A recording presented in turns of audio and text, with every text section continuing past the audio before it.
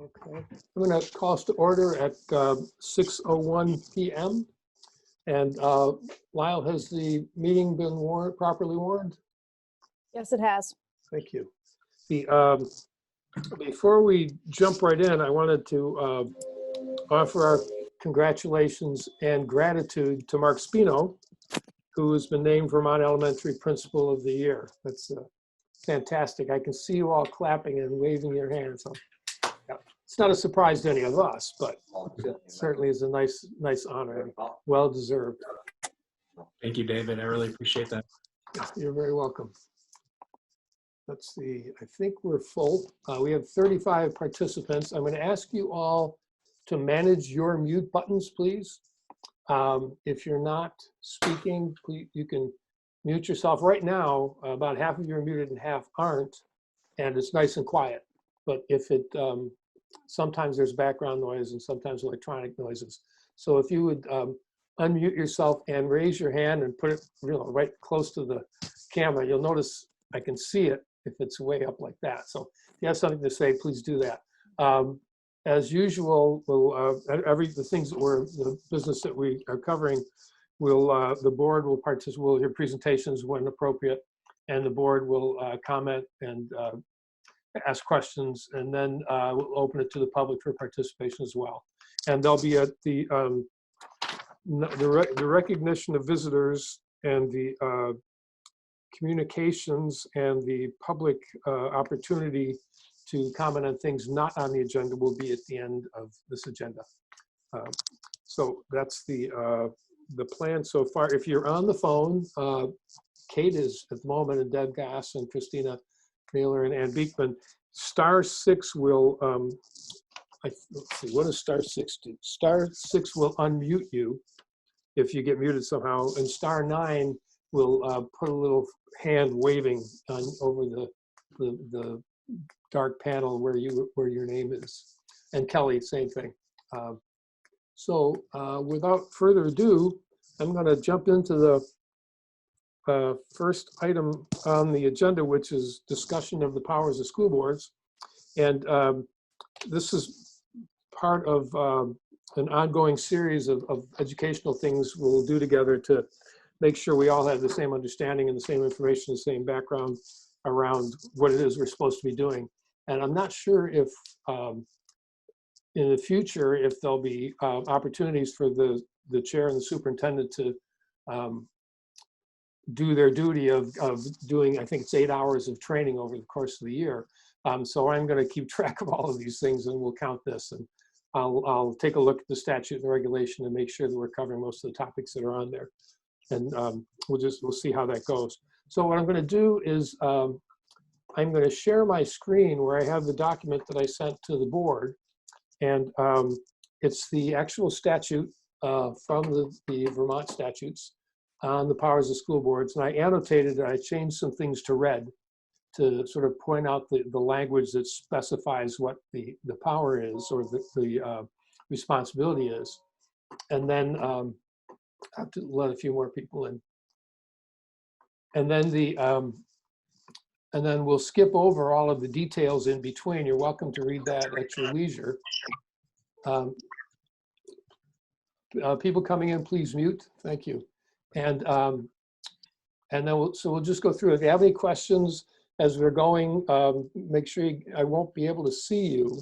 So you'll have to say something. So maybe the board might want to actually all unmute at this point. So if you have something to say, you can. If everyone else would stay muted, that would be great. So I'm going to share my screen, and you probably won't see me anymore.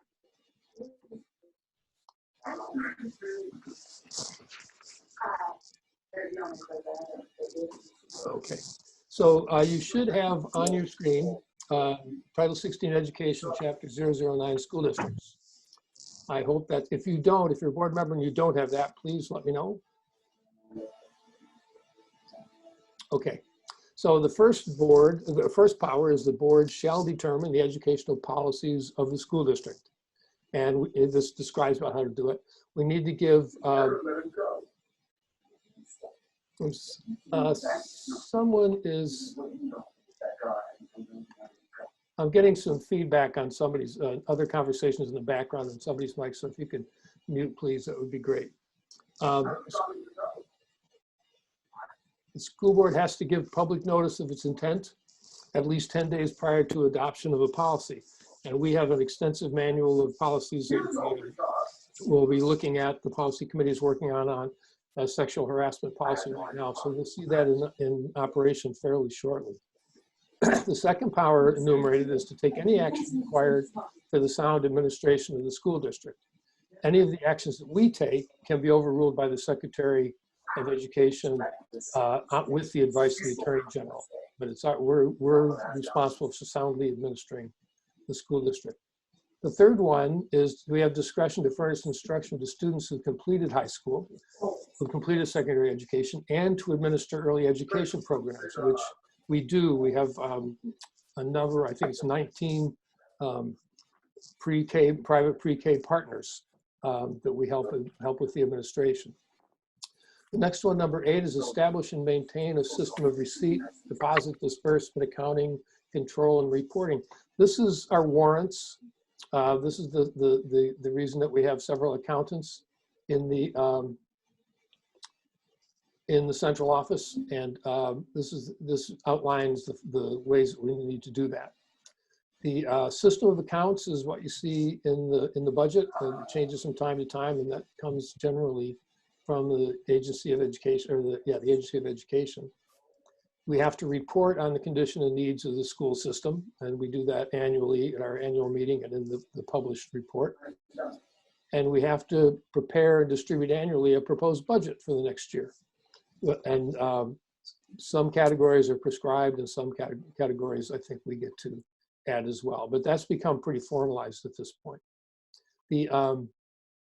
The next two are the provide at the expense of the district, public to approval of the superintendent, all textbooks, materials, equipment, and supplies. This, we do sometimes have students pay for things, and that's something that we're going to have to be looking at some point. It's on the agenda of the performance and programmatic equity, the PPEC, and there are some courses and some participation activities where students are paying. So we need to have a look at that in terms of equity. But it's our responsibility to provide at the expense the materials that are necessary. And then number 15, which is kind of like the 10th Amendment in the Bill of Rights, shall exercise the general powers given to the legislative branch of a municipality. But this basically says, and I made this larger because this is really the catch-all. It basically says that we make the rules.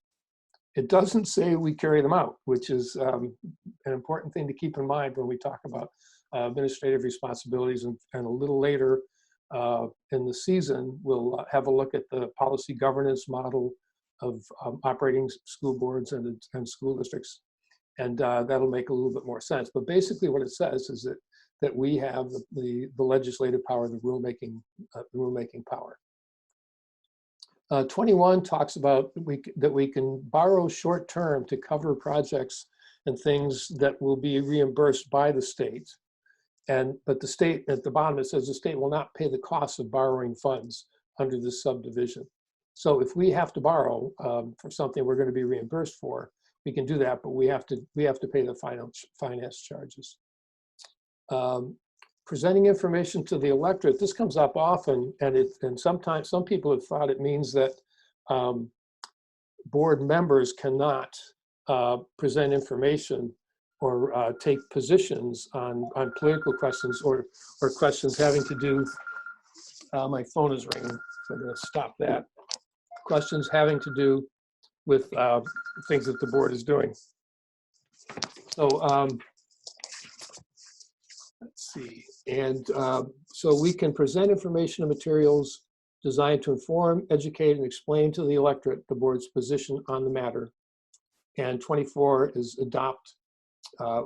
We can integrate homeschool students into the schools through enrollment in courses, participation in co-curricular and extracurricular activities, and use of facilities. So that's a quick run through of the, I got to admit a few more people.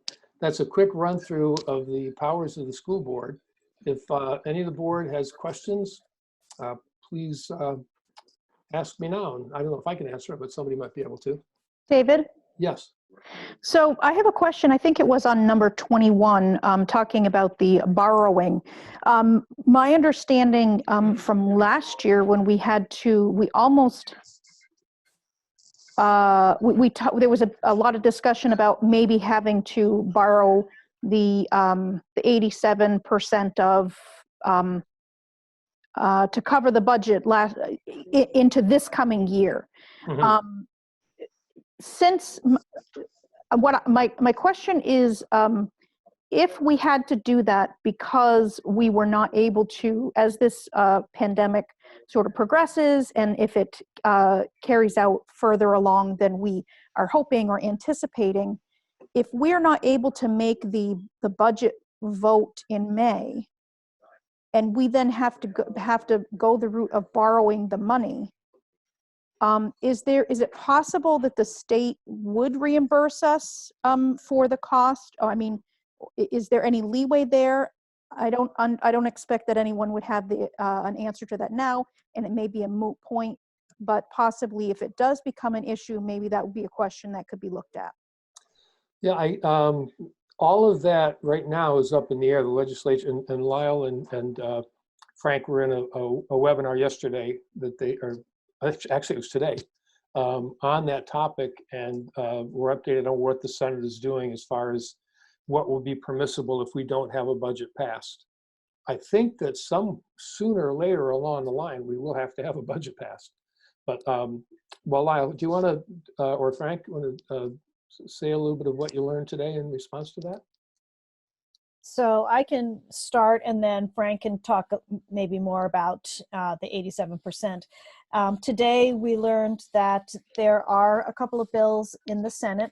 One would level fund us at the ed spending level from last year, which is a little over 40 million for us. And the other would level fund us with a percentage increase. So both of those are in the Senate. There's no time frame at this point. I am meeting with Becca Ballant tomorrow. I've sent out some emails also to some other of our representatives because it will go to the House as well, because that would actually be a help for us at this point if the Senate does state a specific amount for us to get the year started with before a budget is passed. Frank, I think Frank's here. Yeah.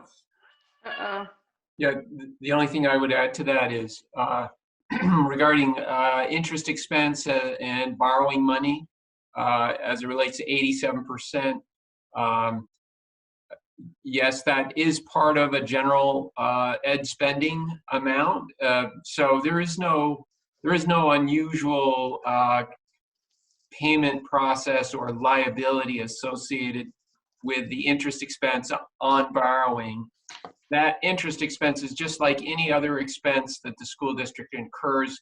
It's just part of a total expenditure that is covered by the education spending grant, which is about 85% of what we receive, and then those other revenue sources that we talked about during the budget development. But as Lyle said, and David referred to, I don't think it's a particularly relevant issue for us today because there are these specific bills that Lyle just referred to that are being developed specifically to address the 18 school districts in the state that budgets passed. So it's definitely let's stay tuned to the legislative developments. Great, thanks. Any other questions from board members about I can't see every board member, so I've got about 25 of the 45 participants on my screen. So board member, if you have a question, please speak up. You'll have to unmute if you want to speak up because I can't see any waving hands right now. There we go. Sean, great, thank you. Yeah, I would just like to say out of the 18, 9 were because of their budgets were not passed, and 9, of which we fall into that category, were because the annual meeting was canceled due to the COVID-19 pandemic. Great, thanks. Any other questions having to do with the powers of school boards? Not hearing any, and I don't, as I said, I can only see about half of the people in the meeting. So you'll have to just speak up. Yeah. Okay, so the next topic is we'll hear, a couple minutes early too. Cory Frehsee is here, and I think also Nadav Malin is also here from Building Green, and Cory Frehsee from Stevens Associates. And Frank have some information for us on the Academy School project. So, gentlemen, take it away. Very good. I'll just turn it right over to Cory and Nadav. We've met. We have some follow-up points to review with you from the last meeting where we discussed school board goals as it relates to this project. And so they're ready to give you sort of an update and a follow-up to that last conversation. And of course, we all wanted to be sensitive and very upfront about the fact that we understand that there's going to have to be a very careful sort of step-by-step process in dealing with the financial concerns that obviously we all have, the community has. So we know that no commitments to a major project will materialize until the board feels comfortable with with our financial ability to make school improvements. So so I'll turn it over to Cory. Great, thank you, Frank. David, can you hear me okay? Yes. I'll use you as my guinea pig. Great. Great. I'm Cory Frehsee. I'm a principal with Stevens and Associates, and I'm a civil engineer. So we're talking about a building addition. So I also have with me tonight Diane Abate, who is a longtime architect, has worked on a lot of schools and works with Stevens and Associates, and Nadav Malin with Building Green. He is the president of Building Green right here in Brattleboro, and we reached out to him after actually at your direction or request a couple months ago. We've had a couple good conversations with Nadav, and he can speak in a lot more detail about the different ways that we could approach this project from not only an energy perspective, but from kind of the broader sustainability perspective, going beyond carbon footprint, climate change, but looking at it in a really holistic way. And unbeknownst to me, Nadav is also a facilitator. He does a lot of facilitating across the country. So he has added value to this conversation in helping us kind of ferret out what the appropriate goals and objectives are for the meeting. We have outlined a document which I believe was forwarded to the school board yesterday, and it talks about 3 specific discussion points for tonight. I wanted to check and see if everybody had that, because I think that could be a good guide. I haven't facilitated a meeting with 45 participants before. David, I'm not sure about you. Maybe Nadav can help us out in how to kind of navigate through this conversation. But do all the board members have that, that document from yesterday?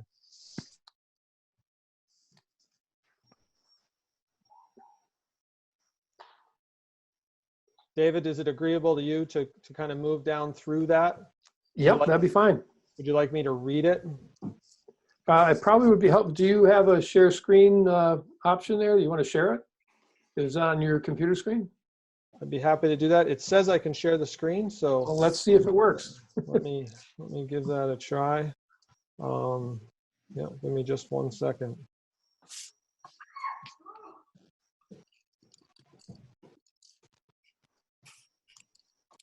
All right, here we go.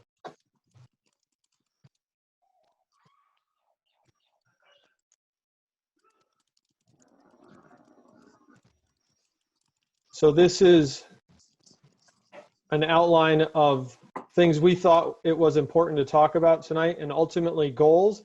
if we could move through these goals, it would position us to take the next steps in the project. And I want to reiterate what Frank said. We're very cognizant of our current kind of global situation.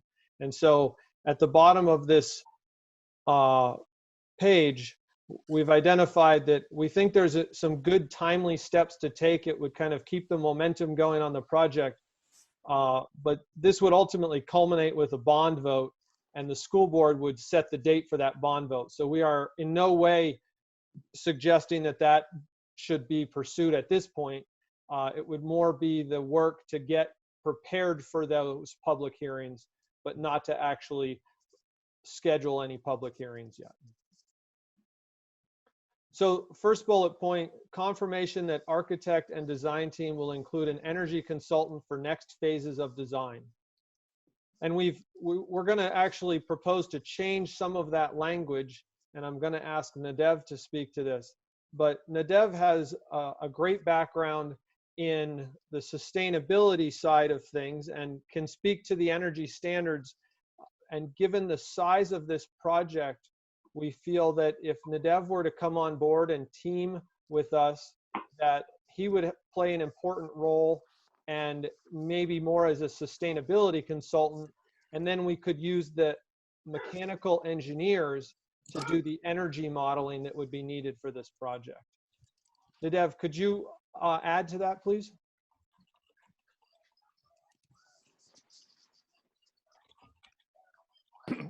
Hey, sure, Cory. Hi. So first of all, really glad to be with you all on this, and I'm excited to be sharing a little bit about this project. David, one facilitation tip with a group this big, I think it would be a good idea. I think you as the host can mute everybody and then just request that people unmute when they want to speak up. That would be safer in terms of That's the way we started, and it was problematic. So oh, was it? Okay. Yeah, so we're stuck with this for now. Okay. Thank you. And okay, so yeah, in terms of the sort of energy consultant versus sustainability consultant role and the energy standards, what I understood from speaking with you all is the board and saw in the goals that had been talked about that there is certainly an intention that this project be as energy efficient as possible. But also there are goals in terms of water efficiency, in terms of looking at the sustainability of materials and where they come from. Certainly the indoor environment is a huge priority to make it optimal in terms of a learning environment for students and the connection to the community. And so that really almost defines what a sustainable building project would address is that whole scope of areas. Energy along with all these others. And I believe in your last meeting, you looked at, there's a number of different standards that were proposed that could be referenced as setting the standard for what this project should be trying to achieve. And some of them are more specifically targeted at energy and others are broader. So we'll get into that. But from an energy consulting point of view, I'm not an engineer, I'm not an energy modeler. So it would be very important to me that there's somebody on the team with the project who has those capabilities. And what I expressed to Cory is I would be comfortable working with that person and trusting that that could work as long as as the mechanical engineer that's selected is not somebody who focuses strictly just on mechanical systems, but really has experience contributing to and advising on energy efficiency of the envelope as a whole, and doing the kind of energy modeling that really helps inform the design process right from the start. So there's two different ways of thinking about energy modeling. One is energy modeling that answers questions and provides data to inform the design as it moves along. And the other is what we call compliance energy modeling, which is when you've completed a design, you might run an energy model just to show that you've met the code or the standard. And they're both valuable, but in this case, we want to make sure that we've got somebody on board who can do that energy modeling early on to really inform choices and make sure that we're optimizing systems. So with those two conditions, that whoever's doing the mechanical engineering understands the whole building systems and is comfortable talking about the entire building, not just the mechanical system, and can do that early design energy modeling to inform the process. I think it would be appropriate, especially for a relatively small project like that, to basically utilize them as the energy consultant, include that in their scope, and then I could help participate in those conversations and review what they're doing with that broader sustainability lens. I or somebody like me. It doesn't have to be. I don't want to assume it has to be me in this case, but that's the way I would think about that.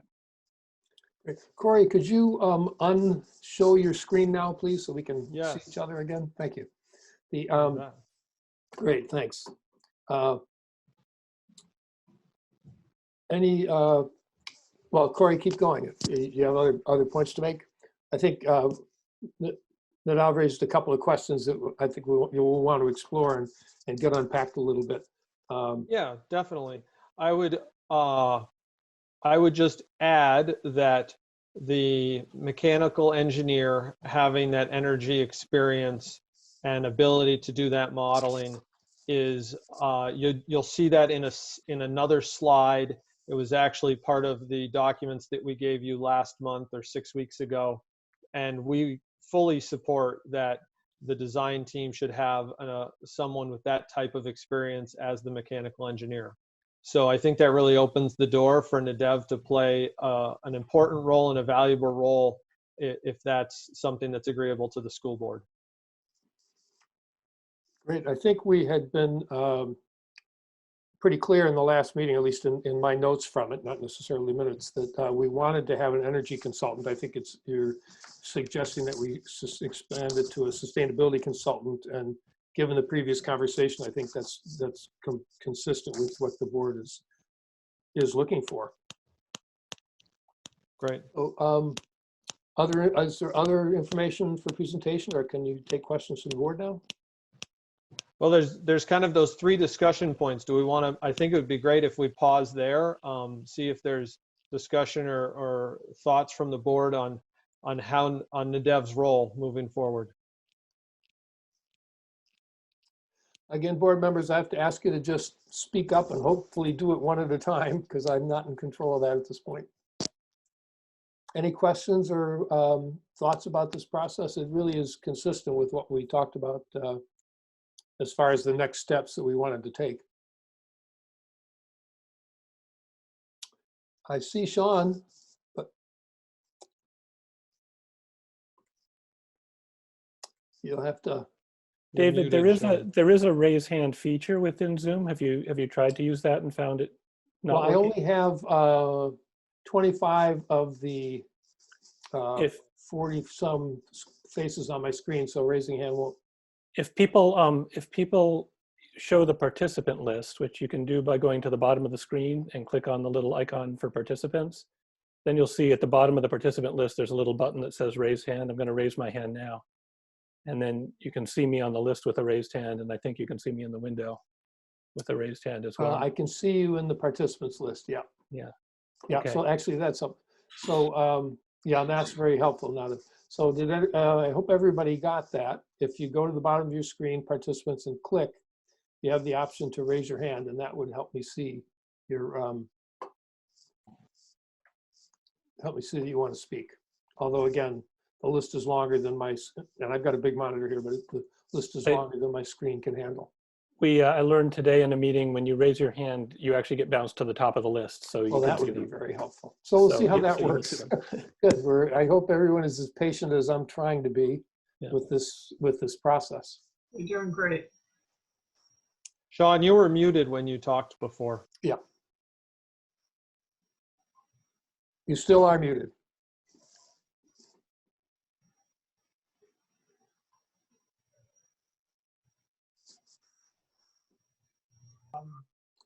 Sean, try again, please.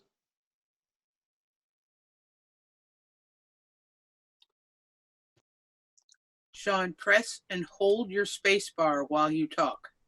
Or there's the unmute button down the bottom over there. Just hit that. So does that make a difference? All right, I'm sorry. Yes, you got it. You're there. Thank you. Yeah, so I went over the material that we received before, and one of the things I was wondering about is there were different categories. As an example, the stretch guideline categories. And was that going to be part of the discussion today? I think one of one of those goals is to reach consensus on which set of standards we wanted to follow. That was what we asked for at the last meeting. So yes, hopefully we'll be able to find a way to do that through this online process.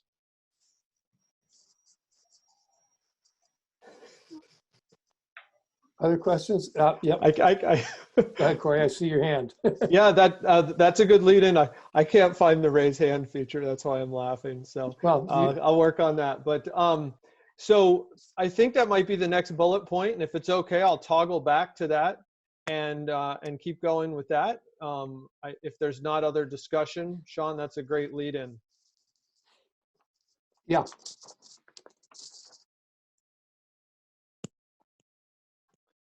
So, okay, actually, next bullet point I'll touch on quickly. That was consensus with the school board finalizing. These were the draft goals and objectives that we presented at the last meeting. And I'm going to see if I can toggle over to those now. Are you able to see those? Mm-hmm. Yeah, we're seeing them. Yes. So I'll just give everybody a minute to read through them. The fifth one, the last one, gets at this standard for, we're gonna continue to call it energy efficiency, but we know that we're broadening that up to a much broader discussion of sustainability and climate change, carbon footprint, and beyond. So design a building to meet or exceed an industry standard. So Stevens and Associates has prepared a recommendation, and I believe I have that recommendation available as well. Nope. I'll have to find that. Excuse me. There we go.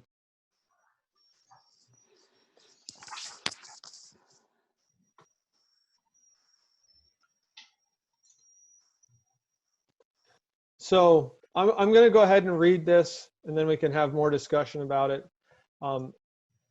We took into account the feedback from previous discussions. We understand that it's important to broaden this beyond just energy, and I'm happy to hear that that's important to the board. One of the documents we looked at our last meeting with you had 6 overarching sustainability topics that Diane had identified, and LEED actually folds into those nicely. Nadav is very experienced in LEED, but it's worth noting that Diane and I put our heads together, and Stevens and Associates came up with this recommendation independently. And I'm going to ask Nadav to speak further to the choices and his opinion on using LEED as well. So briefly, we're recommending that this project utilize leadership in energy and environmental design, which is called LEED in the country, to guide the design and decision making for the project, to the extent that this standard can be applied in a fiscally responsible way. So we're trying to respond to both the sustainability goals for the project, but also the budget and making sure that we're fiscally responsible in those decisions. So we currently believe the project is going to be required to adhere to the Vermont Energy Stretch Code because it's going to be permitted under Act 250. And that's a great baseline for energy efficiency. Adding LEED to that will provide us with opportunities to look for additional ways that the project can reduce carbon footprint, reduce impact on the climate, and I will add to that, be more sustainable. we feel that LEED standards will address the necessary sustainable building design concerns for the project. So it is a good overarching standard for us to refer to. We think it's appropriate to use it as a standard to guide design and decisions, but we're not recommending that we try to achieve certification for this project. There's a cost associated with that, and we would suggest that rather than being attached to a certain level of LEED certification, that we open it up to looking at all the different LEED standards and all the different opportunities that that brings to us, and working with Nadav and choosing what's appropriate for this project.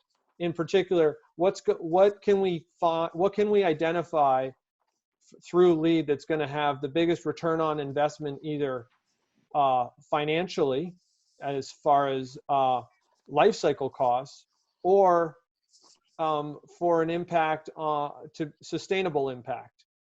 And sometimes if you're chasing the LEED certification, you'll be required to spend money on something to check a box, essentially, so that you get the LEED certification that doesn't have a large benefit to a particular project.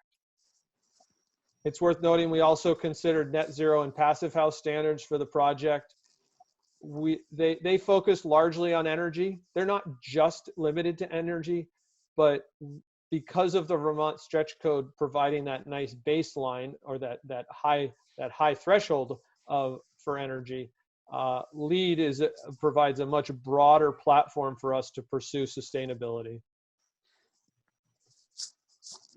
And I will stop sharing. Thank and you. If people want me to put that up, back up, I can.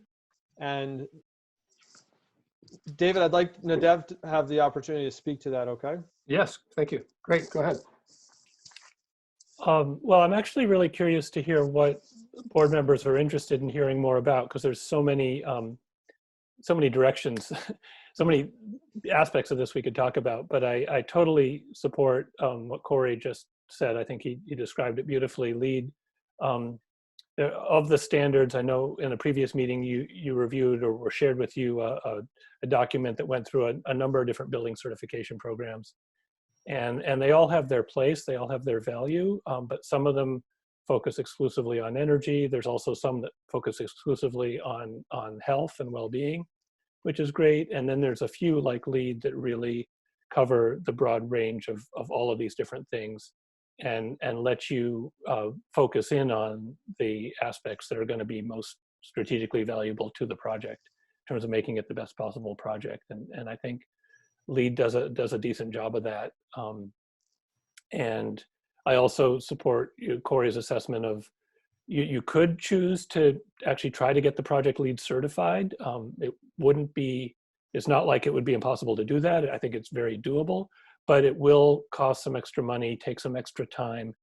And the question is that the best use of that money? Typically what we've seen is that for small projects like this, that money it's a relatively big piece of the overall budget compared to a very large project, and so it's just not as good a return on investment on a very small project as it would be on a much bigger project. So as long as you all trust that the team is going to stick with this agenda and these goals and follow through on them, the only thing you'd be losing by not going for actual certification is you wouldn't have the plaque on the wall at the end from the U.S. Green Building Council saying this is a LEED building. In other situations where somebody is concerned about whether or not they're going to actually get the performance that they want, then there might be a value to say, well, get it certified, and then we know. So that's really the consideration there, whether to certify or not. Yeah. Great. So we have a proposal which does what we asked, which is to identify, well, it gives us a way to do what we wanted, which is to reach consensus on a set of standards, and this is the proposal. So I'd like to hear from board members. Does this fit the parameters and the requirements and the interests and the values that we want to make sure that this project incorporates. It sounds reasonable to me. It sounds like what we were asking for originally, and the LEED certification doesn't seem like it's important to me. Just means it's just important that we're getting the standards that we asked for. It all sounds reasonable to me.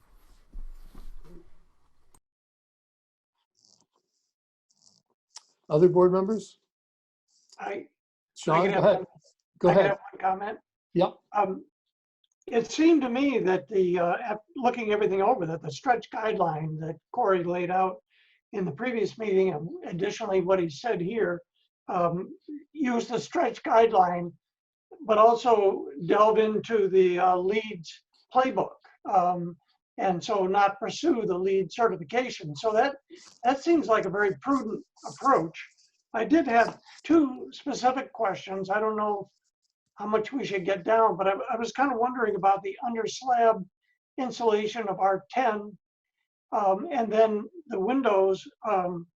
They didn't mention argon. They mentioned the John, I little- want to ask you if you would please hold those sort of details for after we decide, see if we can come to consensus on this process. Yes, And I'm there'll be sorry. plenty of opportunities along the way for you to use your expertise. Thank you. Other board members? Again, I can see Liz and Michelle and Thomas, and all the rest of you are invisible to me. So just speak up if you have any comments. Otherwise, I'll ask for a motion to approve the recommendation. Emily has her hand raised. Great, go ahead, Emily.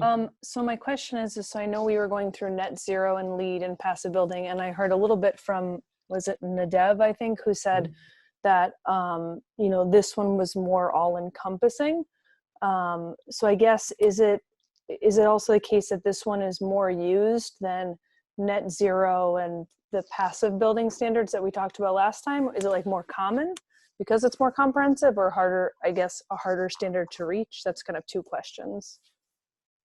No, good question. So LEED is, of all the standards you looked at, the most widely used. And I think part of that is because it's been around longer than most of the others, and it was very well, it kind of fit when it was introduced to the market about 15 years ago, actually almost 20 years ago now. It met a need that was it just seemed to hit a sweet spot in terms of demand. And part of that was, with any standard like this, it's trying to find the bar that's better than standard practice, but not so far out there that it feels unreachable or like it's going to, you know, throw people's budgets out the window.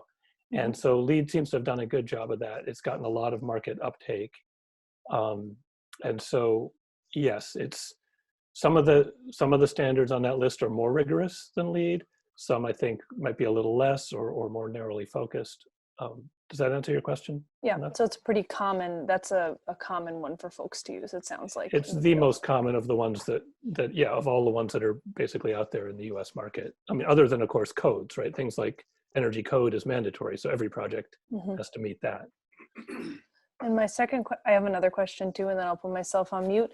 But my second question is, do you know from the state of Vermont, other schools that have looked into this and are pursuing LEED certification, or is it kind of like everybody is in the same boat and really just some maybe being mindful, but not going for that standard?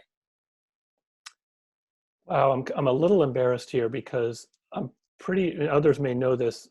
I would be surprised if there aren't other schools in Vermont that have actually pursued LEED certification and become certified.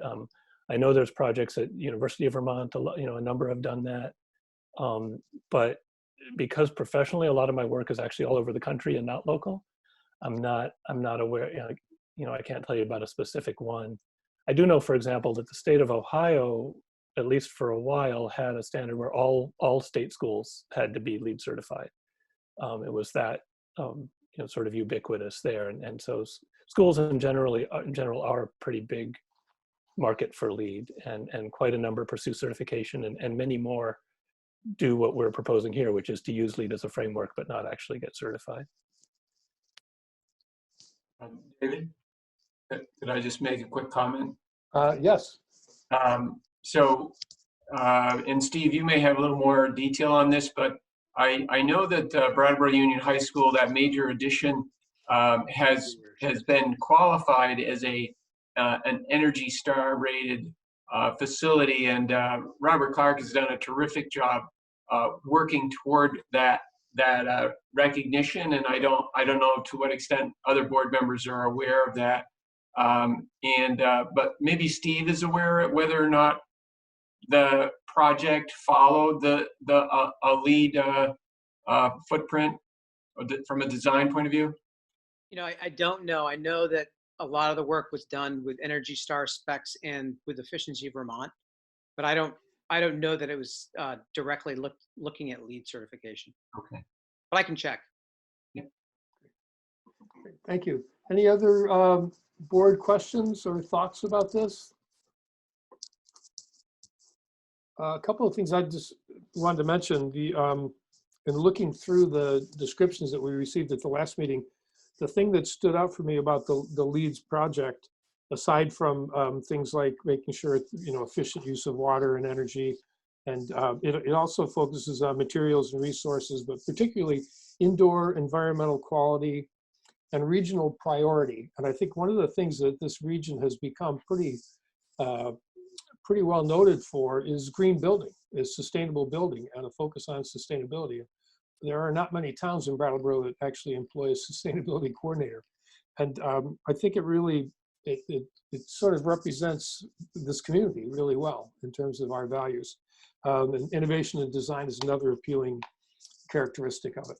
So I'm not hearing or seeing anything, so I wonder if we would like to entertain a motion to adopt the proposal, the Stevens Associate proposal that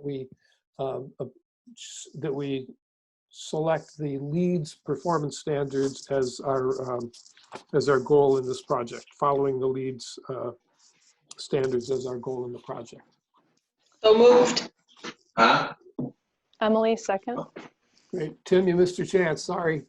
Oh, that's okay. I was just wondering to know if you know about the chat function. I'm sorry? Jackie and I, do you know about the chat function that Jackie and I have used? I do know about it, but I don't have time to look at it. Okay. Wendy, did you get you did? Okay, great. Thank you. You didn't get the names. The names of the people who moved it. Who moved it, please? I think it was Jackie and then myself. Oh, Jackie and then myself. Okay. And Emily seconded. Great, thank you. Okay, any further discussion on that motion? Hearing none, all in favor, please say aye or raise your hand. Aye. Aye. All opposed? We found consensus. Good. Well, we've got one thing done.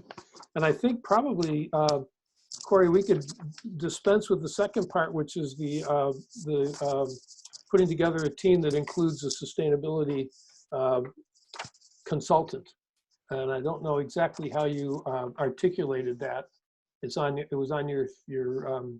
was a series of statements on your list. I wonder if you could give us a sense of how we might form a motion to approve that.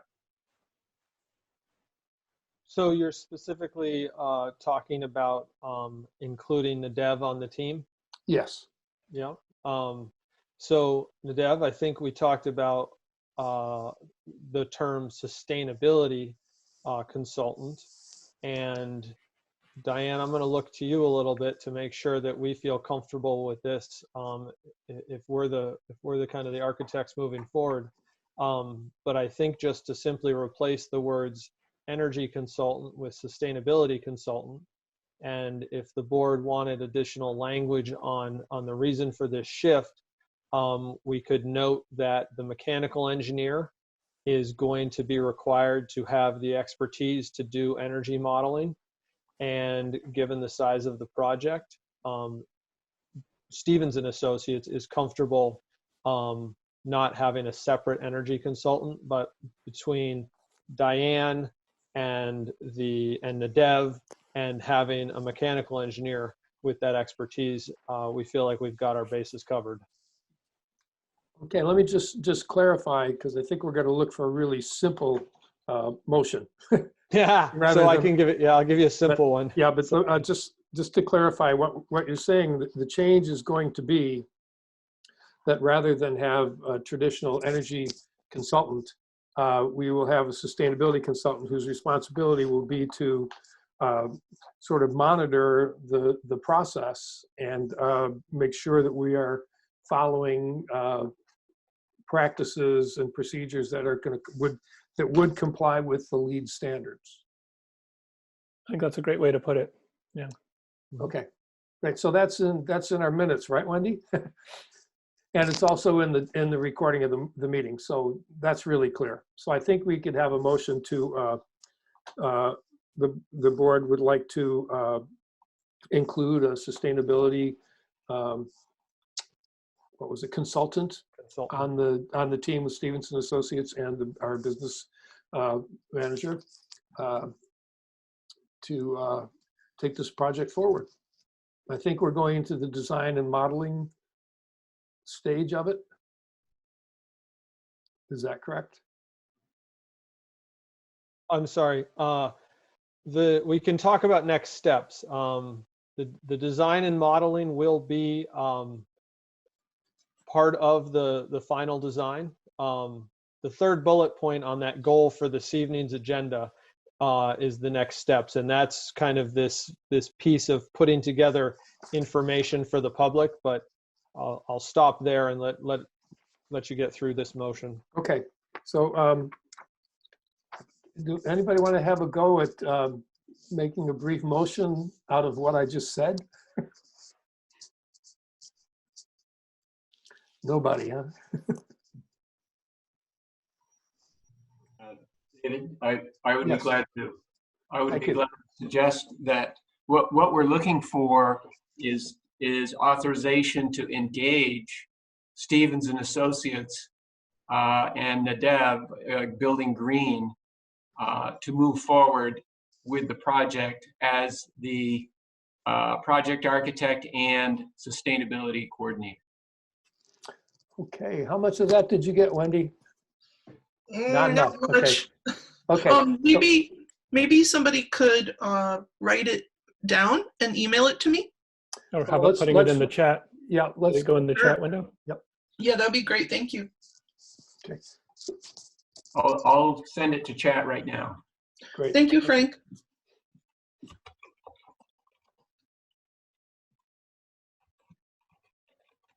And in the meantime, Wendy's asked that people state their name when they move a motion or a second motion, please. Thank you. Wendy, can you read that back to us? Not yet. Oh, you don't have it yet. Okay, I didn't see it yet either. Frank might be a fast typist, but that's Oh, I really thought he had it all on his screen. He was just going to cut and paste it. All right, we'll stop disturbing you, Frank. Let you do your work.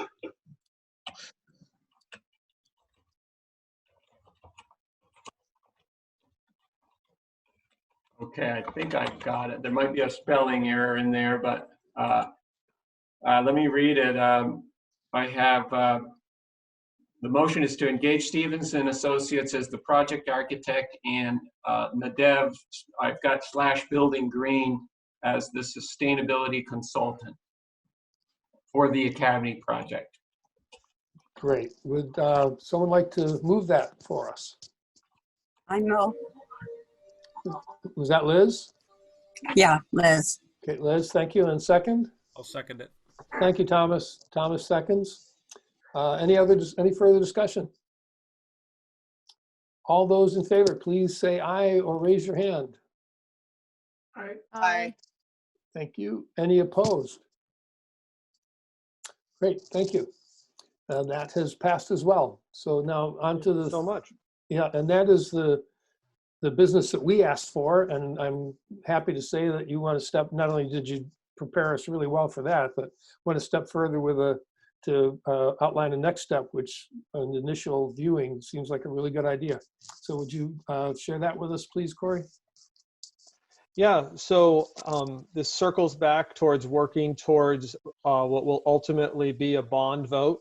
And so what we've talked with Frank about and what's been successful in the past is that we will work on what we'll call kind of a public information packet.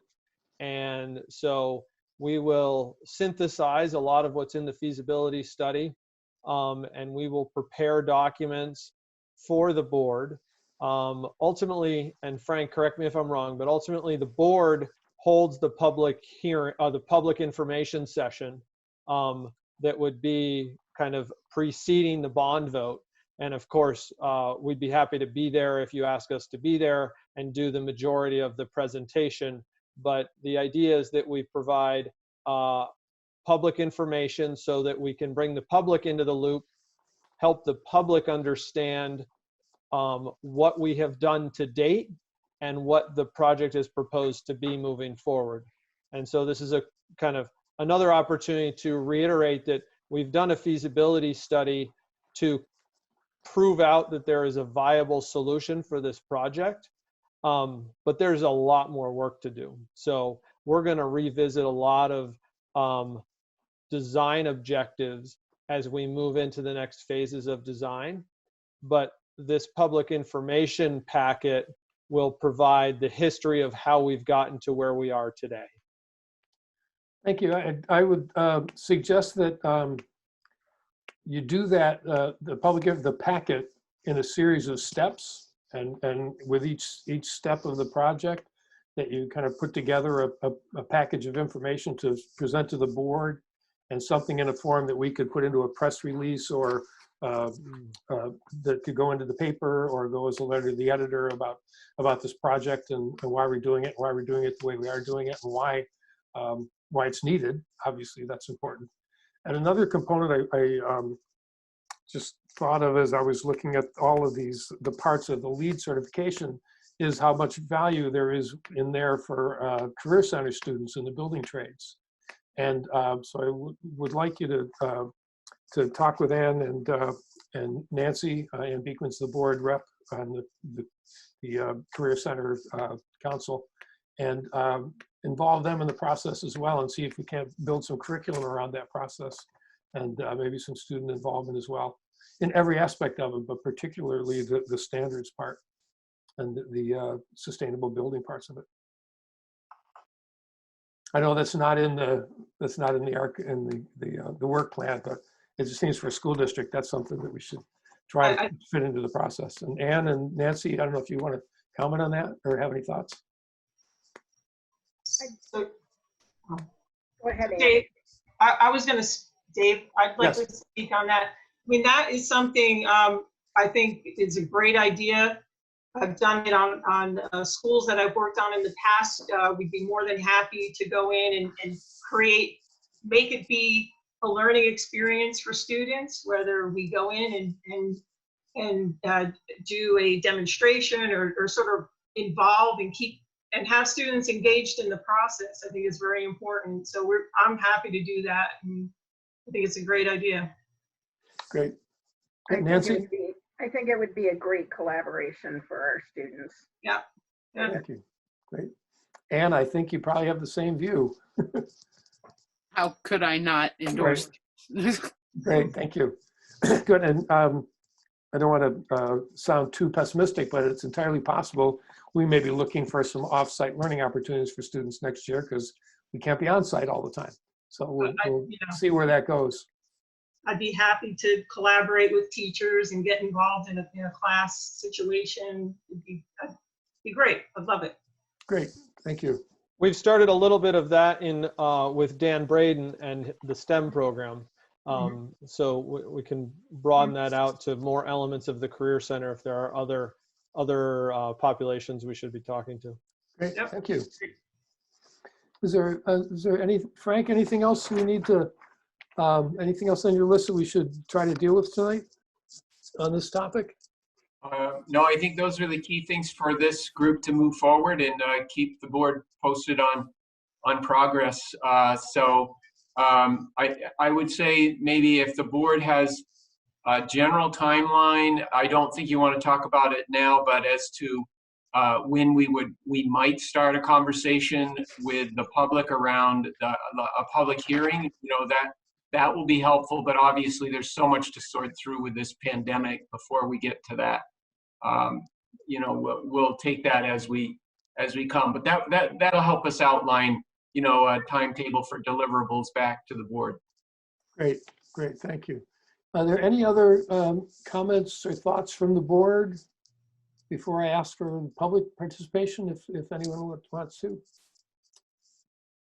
Is there any of the public present? Feel free to unmute yourself and just start talking. I have to change screens to see everybody, and I can't do it quickly enough to see it in a timely manner. Okay, well, I don't see or hear anything, so I will move us on to our next topic, and we're going to leave the land of somewhat familiar and manageable processes and get into the land that we're in now, which is running a school district in a remote learning process. So I ask Lyle this is the administrative report on how that's going. And thank you, David. I just wanted to say, yes, on Cory, behalf of Stevens and Associates, thank you to the school board. We're looking forward to this. Thank you to Kelly and Frank, and we will be back in touch in the near future. Thank you. And I was remiss in not thanking you and Nadav and Frank for that, for having such a coherent presentation that responded so perfectly to our concerns and questions. So thank you. Thank you all very much. Great. Pleasure. Yeah. Bye-bye. Bye. Bye. Okay, Lyle, thank you for that extensive report. I hope it doesn't take you as long to do something like that as it would have taken me, because you wouldn't get anything else done all week. But would you share as much as you'd like to, or I know there are some additional things as well, or updates you might want to give us too. Sure. So the majority of the last week and a half has really been spent on the required continuity of learning plan that we submitted to the state last week ago today, actually. And in that plan, we had to really address everything you could probably think of, everything from how we're reaching out to students who don't have internet, how we're integrating students' IEP goals, how we are ensuring that we're still feeding students, how we're addressing mental health needs of families. So all of that is included in our plan. Administrators, Deb Cardane, Paul Smith, the academic coaches have all worked tirelessly on that plan for the last, as I said, last couple of weeks.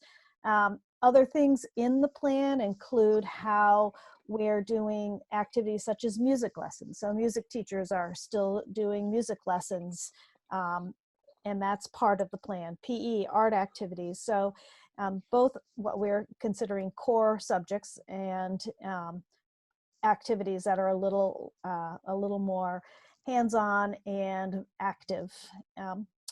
So we submitted that. Actually, we were cited as having an excellent plan. We had nothing that we needed to update or go back and redo in our plan. So thank you again to everyone who took part in putting that together. In this plan, we've talked to, and I've outlined this in your information, we've talked about how counselors are working to ensure that any families that we've not heard from in a few days, counselors are specifically reaching out to find out if everything's okay. And if counselors can't get in touch with a family, we have each school putting together a protocol to determine whether or not we need to do some well child checks. Technology, of course, is a huge portion of this. Paul Smith and Gary Parzik have both been working on our technology needs, and we've designated someone at each site. We've put together a list of safe, and I use that term in quotes, safe websites. That's on the parent resource page on the WSESU website, so that if parents are looking for some additional things for kids to do, that's there. We have actually, in my notes it says we're in process, but we have purchased Remind for all teachers. So that is a way that teachers can communicate with families and yet block their private numbers. So that's a way that teachers can also do some well child checks or remind families of upcoming class meetings, that type of thing. Food, we're up to about 1,200 students, and food's being prepared at BUHS, at Putney, and at Academy. It's delivered through vans or buses. John Sessions has done an amazing job ensuring that we have volunteers to help deliver the food or package the food. And we've used, we also have delivery points around the town. Many of the volunteers, it seems like John had said, we have up to 100 volunteers. We don't use them every day, of course, but many of those volunteers are para-educators. Let's see. Putting together contingency plans so that any administrator, myself, any teacher gets ill and cannot continue with their job for a while, who's going to step in and make sure that our students are continuing to be educated. I think one of the major things that we should just let you know is that we are very concerned about burnout, both for our families, because this is a very different way of educating, and for our teachers. So we've determined that starting after April break, which is next week, new learning only will happen on Mondays through Thursdays.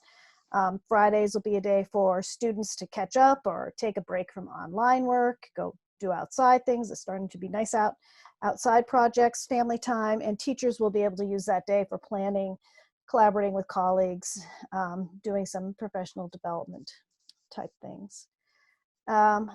Attendance, we're just starting with attendance to make sure that we are in touch and with families and students. This week, we're creating feedback family surveys to find out what's going well and what ideas that families might have of changes we might need to be considering. Always we're assessing and reassessing how distance learning is going. So that'll be an ongoing project that we're working with. And assessment is probably the next big topic that we'll start looking into how we're going to assess students. There's still not a specific end of year date. At one point, it was my understanding that the agency was going to identify an end of year date. Recently, I've heard that we will do our 175 days, which would take us pretty much where we had originally planned in the calendar, mid-June, but that's still to be determined. The other thing still to be determined, and I think Steve Perrin might comment on this later, is spring sports. I had heard this week, I got a press release from the Vermont Principals Association that they are going to make that determination by April 30. In my mind, it seems unrealistic to consider that we would be having a spring season. Thinking about, we're still supposed to be doing stay at home until May 15th, just seems to be contradictory. I was asked about last meeting about BCTV doing some educational programming. They're willing to do educational programming of anything that we are putting together. I am very reluctant right now to ask teachers to do any creation of programming, but we do have posted on our website in the parent resources section, Vermont PBS at home learning, and Vermont PBS is doing some at-home learning. So I think that's a quick rundown of what we've been working on. I did send out some new hires for Oak Grove, and we just had one confirmation today of a BAMS teacher. So would you like to do questions first on any of the distance learning? And then we could go to new hires and yes, resignation. Okay. That'd be great. Yeah, and I believe Wendy already has the names, but we'd like to recognize them publicly as well. Great. Yeah, so I guess we'll start with the board. Any questions? Who would like to go first, I guess? Is that Jackie? I guess I was just thinking about the students that are not attending, and that maybe, because there's certainly going to be some that won't attend online learning and that we won't be able to reach out to. What is the plan for them? Will there possibly be a summer session, or will some students maybe need to repeat the grade? Just curious about how that might be handled. We do recognize that this is very definitely happening. And as I said, we're using counselors to do some reach out and do some well child checks. For some people that aren't participating online, it's because they don't want to let their children be online, which is totally agreeable to us. So we are preparing work. We talked today about summer school and how we're going to assess which students might need summer school more than others. The sort of question we still have around summer school is, are we going to be able to be back together? So yes, Jackie, those are all questions that we are still recognizing that we've got to get a better handle on. Especially with younger students who really probably need a parent to help them access some of their work, and not all students have that parent that they can count on being there to help them. Their parents are working at home themselves, or they have a lot on their plates right now. So, Thank you. You're welcome. Other questions? Emily, looks like. Can you hear me?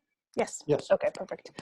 So I had written down just a few questions. So first, I wanted to give a shout out to Mark Spino, because I noticed in your report, Lyle, he got principal of the year. Yes, he did. Yeah. All of our principals are amazing, but really nice job, Mark. So the questions I had, one was on the food programs. So you said it's Putney Academy and BUHS, I think. So does that mean we're still utilizing, because I know different schools have different food programs. Does it mean that we've consolidated food programs for the time being, or we're actually still using different vendors for that? So Putney is still using their own vendors, and they're doing the thing that they've always been doing. The other two, Academy and BUHS, we've consolidated so that we're using the vendors. It is not the same quality food that we've been doing in Brattleboro town. It's very difficult when we're thinking about 1,200 bagged lunches and 1,200 bagged breakfasts. That we have to get things that we can pack up and we know will be able to be eaten in a couple of days. We don't have any control over what happens with that bag once it leaves us. Yep. Okay. Thank you. And the two other questions, I'm trying to consolidate all my questions. It's okay.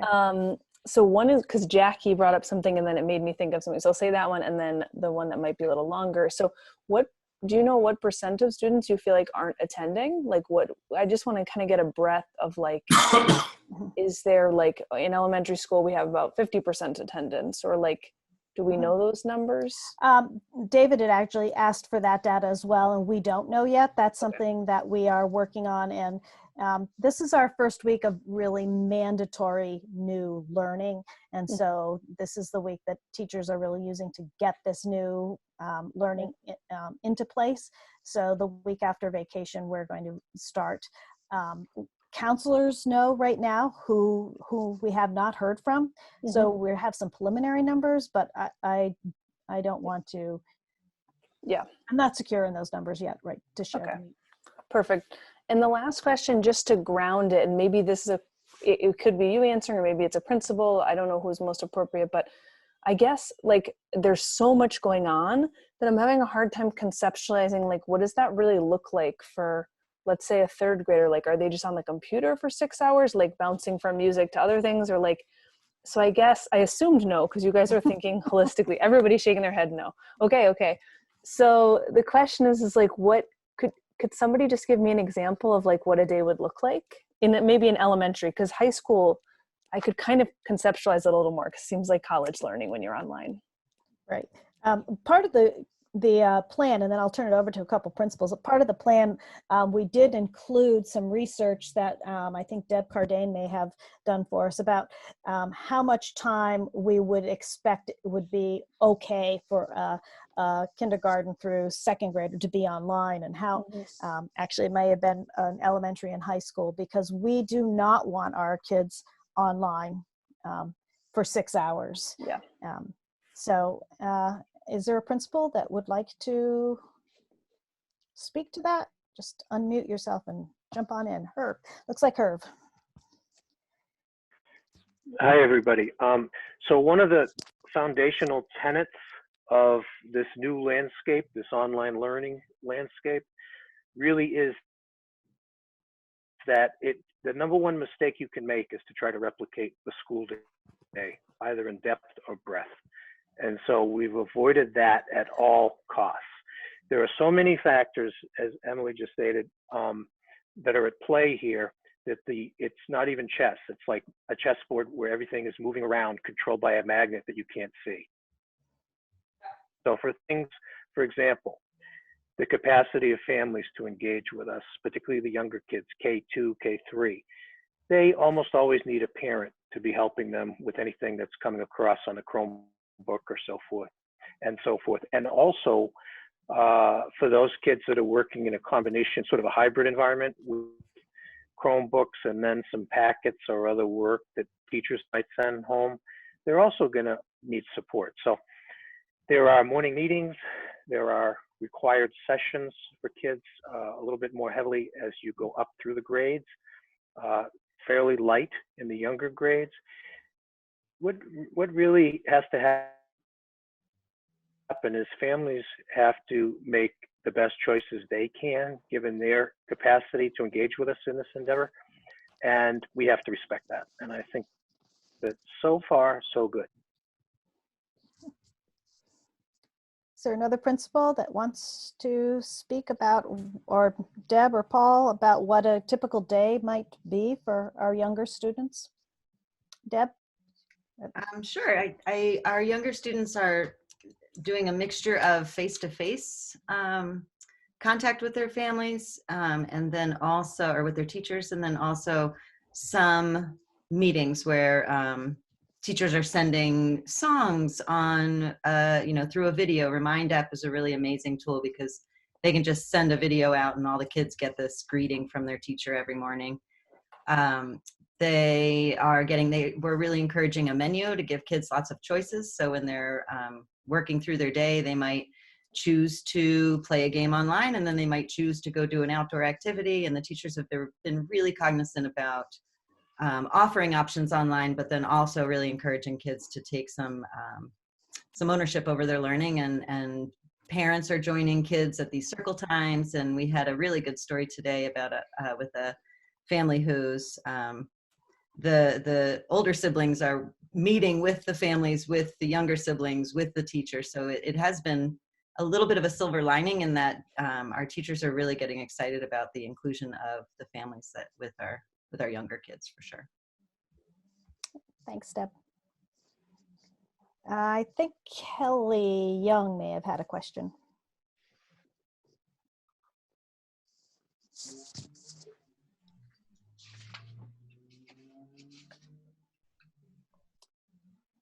Yeah, I see your hand up, Kelly. Are No, you? I see your hand. Oh, great. I'm for some reason not hearing her. She's not muted. Nope, I don't hear her either.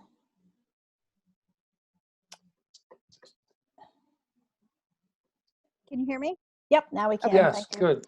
So my question goes to goes to a little bit further in the future, and hopefully this will not be an issue, but just to be prepared. Like, I don't think anybody was prepared for this, but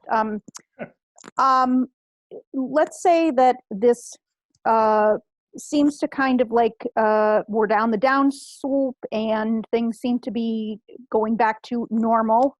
And we want to start the school year, and then from what I've heard, that there's the possibility that there could be a reoccurrence.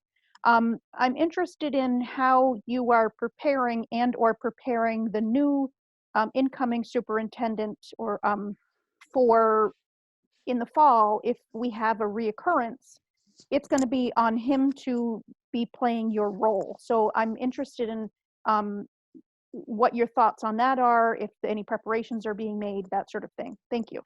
Yes. So the first preparation that we're making is thinking about, as Jackie had just asked, about summer, and are we going to be able to hold any summer classes, how we would identify that. We are also looking ahead right now to reentry and what reentry will look like, what types of assessment we have to do, and to find out where kids are.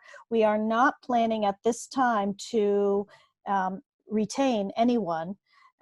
If there was any question about retention, that those conversations would have started with families before we ended. I think Andy Skarzinski's here, but he and I have a Google Doc with questions and answers for each other, information for each other, and we have a time set up to talk, and Andy will be starting to join some of the leadership meetings that we have, so that he'll be a part of any conversations as much as he's able to. Of course, he has a full-time job right now. So I've been trying to make sure that I'm respectful of his time in his current position, but absolutely he will be a part of the sort of reentry plan. And part of that reentry plan will have to be, as you said, Kelly, will have to be, do we need to be making plans if we have to go out again for any length of time?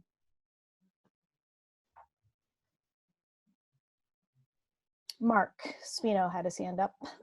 Yeah, I just wanted to emphasize that beyond all the work we're doing around academics, there's still a major emphasis, probably the biggest emphasis we have is still on relationship building with our students. Especially in the time that we're in right now, you know, our number one focus is connecting with families, committing to weekly conversations with parents, but still looking for creative ways to have fun with our students and to engage with them during our class meetings. And I think that's just a really important thing for you to know, is that that's probably our number one priority, is maintaining a connection with our students and our families, and still focusing on building our relationships, because that's what's going to get us through this. Students are going to keep jumping on these screens if they don't want to see us. So that's a major topic for us as we move forward in this world.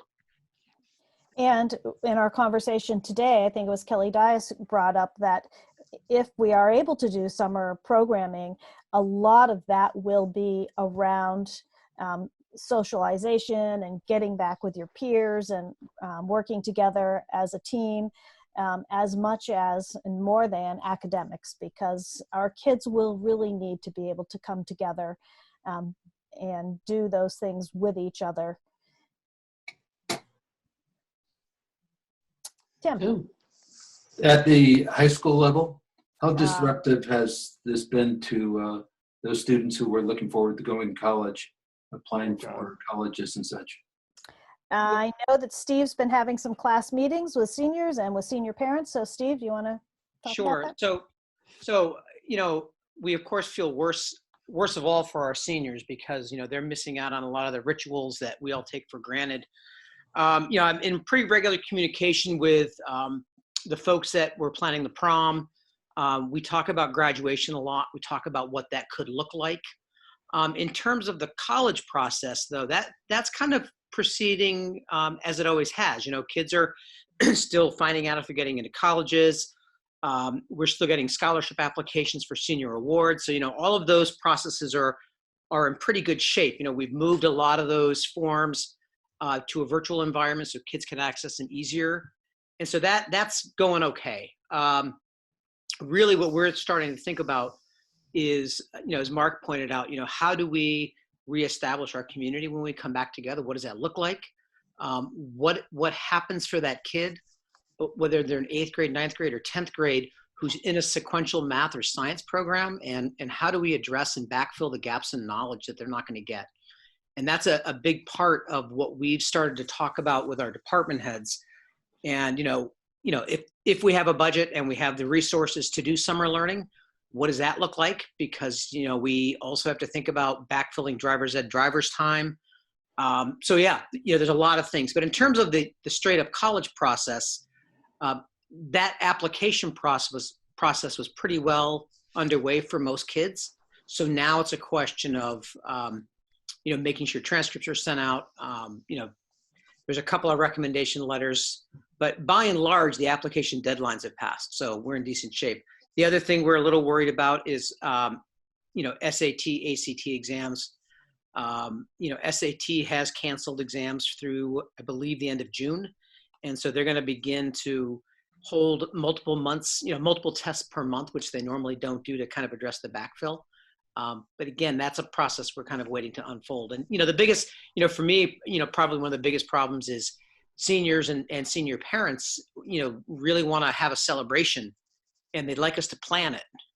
But we can't plan it until we know when we can reassemble. And so and every time I mention that, people get it and they understand, but that's a big frustration. So, a group of seniors have asked me if they could start doing some contingency planning about what graduation might look like, and so we're starting that process now.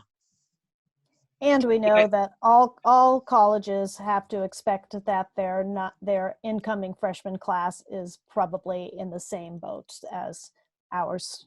The majority of the schools in the country are closed. Other questions?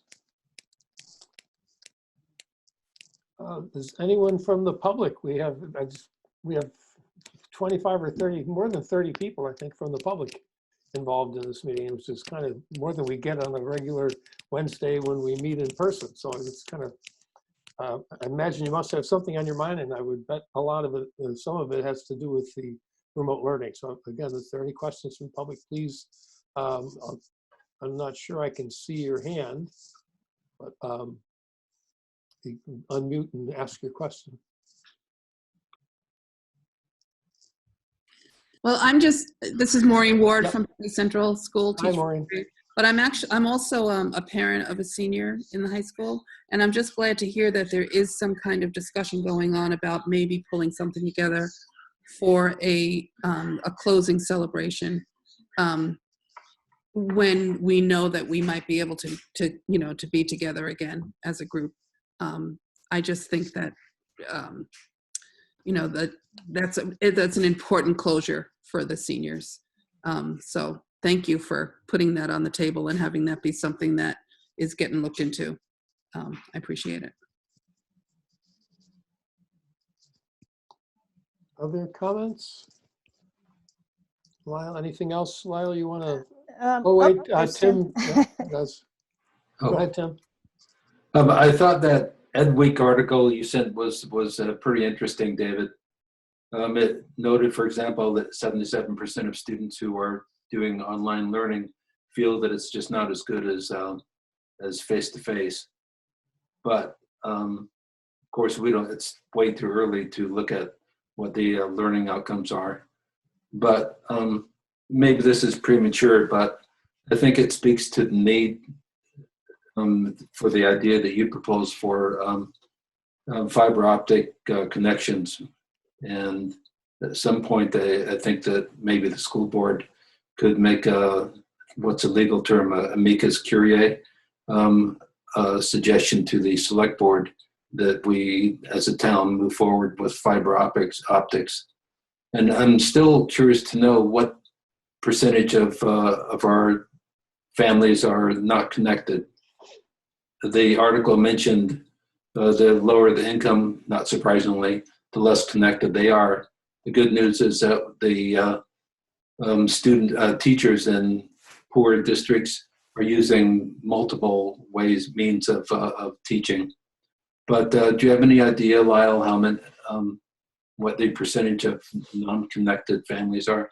I do not yet. That's part of the data that we're collecting. I don't have I think the highest number of families was, we had heard about was 9 families in Putney, but we also have families that have been unresponsive to all of our attempts to try to find out if they need help with getting connected. So it's still sort of a moving target for us.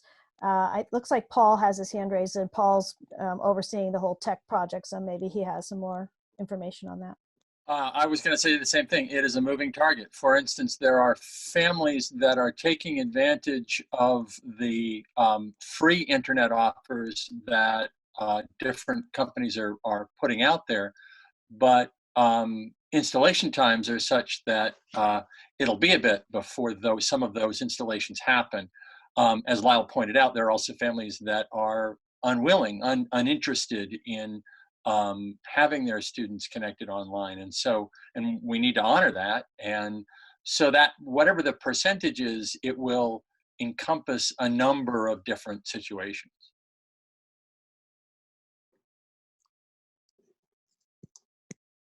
Thank you. So the only other, Deb Cardane has her hand up as well.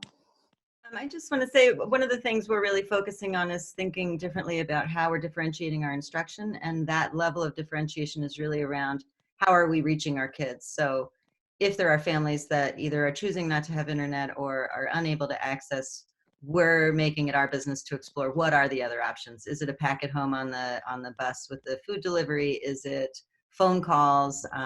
So we're definitely trying to think very outside the box as far as gaining that access with families.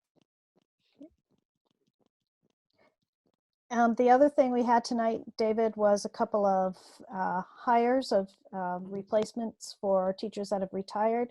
So at Oak Grove, Mary is here. Mary, you want to just read your 3 people, and then the board could accept or not? Sure. I have 2 classroom teacher positions and a librarian leave replacement. So for first grade, we have hired Kylie Weld. She's coming to us from a pre-K classroom in Massachusetts. She seems like she'll be a wonderful fit for our school, and she will be taking over for Stephanie Moransky. In third grade, we have Logan Robinson, who is currently an academic support teacher at Oak Grove. She's accepted the position to replace Deb Perotti, who is retiring. And our librarian, Lexi Oliver, is taking a 1-year leave of absence. And to replace her for the year, we have hired Catherine Haggerty. That position has gone from a full-time position to a 0.6 position. So all 3 of those we are happy to have join us and move into new positions for next school year if you would gladly accept them. Thank you. Are there others, Lyle, or should we move The only on? other one we have is a resignation, and I'd have Keith read that. So if you wanted to do the new hires, and then we can move to Keith with the resignation. Could I have a motion to accept the new hires at Oak Grove as presented, please? So moved, Emily. Thank you. Second. Who is that? Liz. Thank you, Liz. Okay. Any further discussion? All those in favor, please raise your hand or say aye. Aye. Aye. Any opposed? Okay, we have accepted the recommendation. And okay. And Keith, we got a letter of resignation today. Keith Lyman got it. I haven't seen it yet. So if Keith, I think Keith's here. Yep, Keith, if you could be willing to read that, please. Sure. Wondering, let's see, can you see my screen? Yep. It works. Yeah, so maybe you can, I'll just let everyone read that really quick. And as you're reading it, just really sad to lose her. She's fantastic.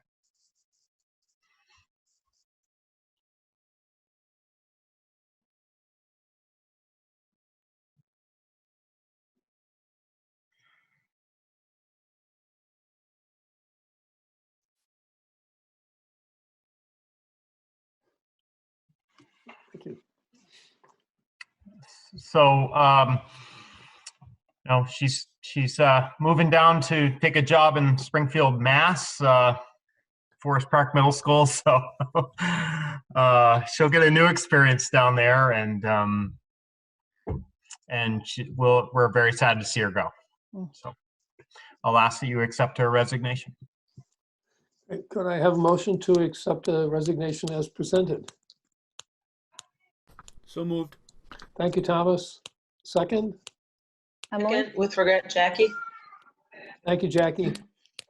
It's moved and seconded to accept the resignation with regrets as presented. All in favor, please say aye or raise your hand. Aye. Aye. And any opposed? Hearing none, we have passed the motion. Thank you. Okay, I think that's it for me tonight. Great, thank you, Lyle. You're welcome. Again, having that long report was really helpful. I think it saved us a lot of questions, probably. It's just good to be able to take it in bit by bit, sort of slowly. Okay, the next topic is financial stability. This, this is something that we've never faced before, and that's the seeming likelihood of revenue shortfalls and the inability of the people to pay their taxes. And since it's all unknown and all moving parts, I think there's very little certainty we can get from conversation about this, but there are some numbers that Frank shared with us and some numbers that we got from a webinar from the state that can kind of give us a picture of what's going on. So I wonder, Frank, if you would maybe tell us, or Lyle too, a little bit about the webinar and the current state, and then we'll have a look at the numbers that you sent us, and you can kind of take us through those sheets. So the webinar was a week ago tomorrow, and the forecast, of course, looking for this quarter and possibly into the summer was quite grim. A lot of it due to the fact that because the state is pretty much closed, we are not taking in revenue from rooms and meals tax, from the lottery. There is, of course, the assumption that people that have lost jobs are going to have a hard time paying their property tax right now. So it was not an encouraging webinar at all. Frank has put together numbers of where we are now and what that might look like moving forward. So I'll stop talking and turn it over to Frank.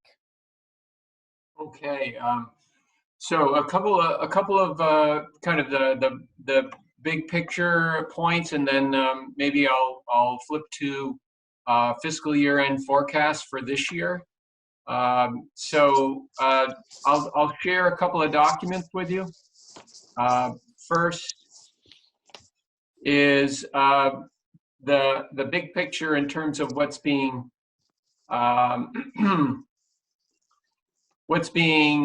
considered in the legislature. So this is a page, it's page 12 out of our annual report for the Southeast School District. It's the projected tax impact. And what you're looking at here are there are two versions of bills to address the statewide issue of uncertainty in fiscal year 21. So one of the bills, it's the Senate version of the bill, my understanding it's going to be discussed this Friday, there's a proposal to freeze the 18 districts without approved budgets. So that's us, and that's Springfield, and it's Windham Northeast, and a number of other systems in our area, but it's also South Burlington and so on. But one proposal is to freeze at this education spending number for the current year. And what that would mean is a $2 million reduction to the budget plan that we've developed. So obviously that would be extremely severe for us. Another version that I know the VSBA, the VSA, and as Lyle mentioned, she's meeting with Becca Ballin and others. We are hoping is a House version of a similar bill, and that is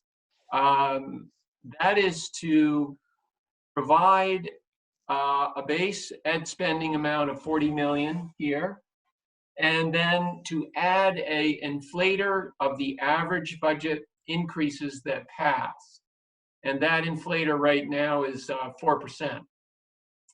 So you see what that would do to us is instead of us getting a 5% increase on ed spending, it would be 1% less, which, that's $406,000 difference. So, still it would have an impact on us clearly, but it would be nothing like a $2 million impact. So those are the two legislative discussions that are in play for fiscal year 21. We don't know, how that's going to work, but we're obviously encouraging folks to contact their legislative representatives and advocate, particularly for districts like us where we have a lot more poverty than South Burlington and some of the others.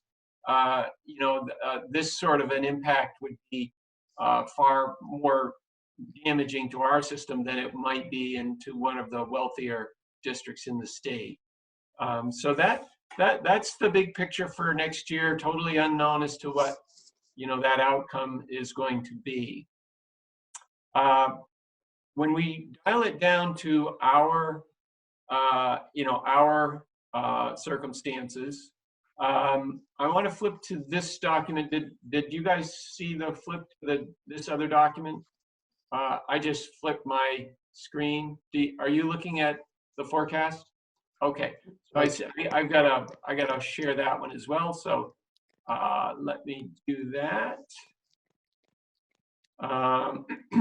So I wanted to move to the document that I had sent to you through David.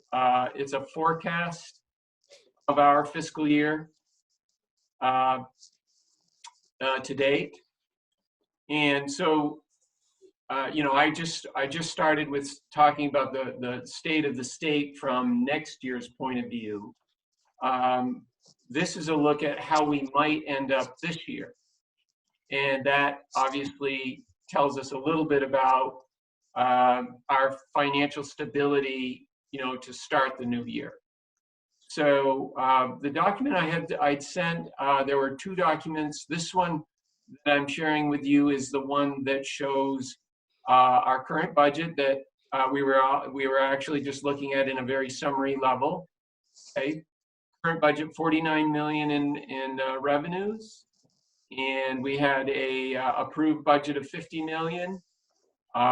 You can see that we proposed a budget that used $1 million of fund balance. That was the plan. That's what's been published in our annual report. Here's a preliminary forecast.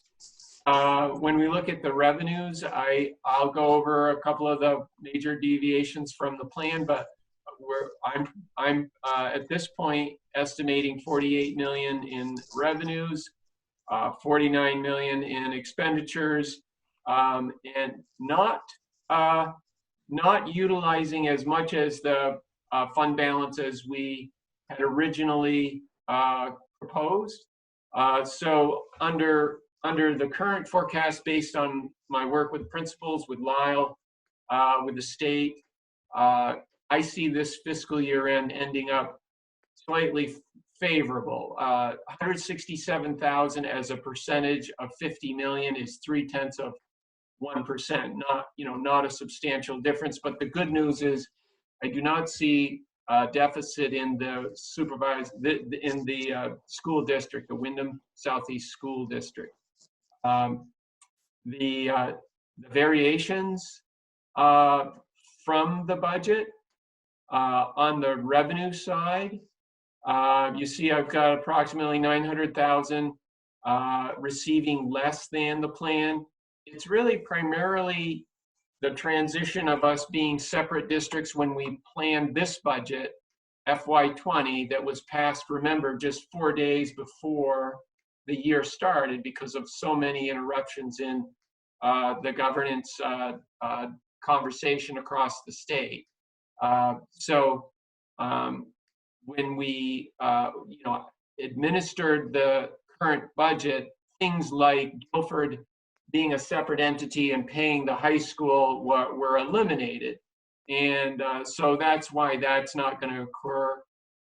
This 600,000 in state revenues is a similar sort of a scenario where the state redirected transportation aid to the supervisory union and not to the SD. That's across the state, so not unique to us.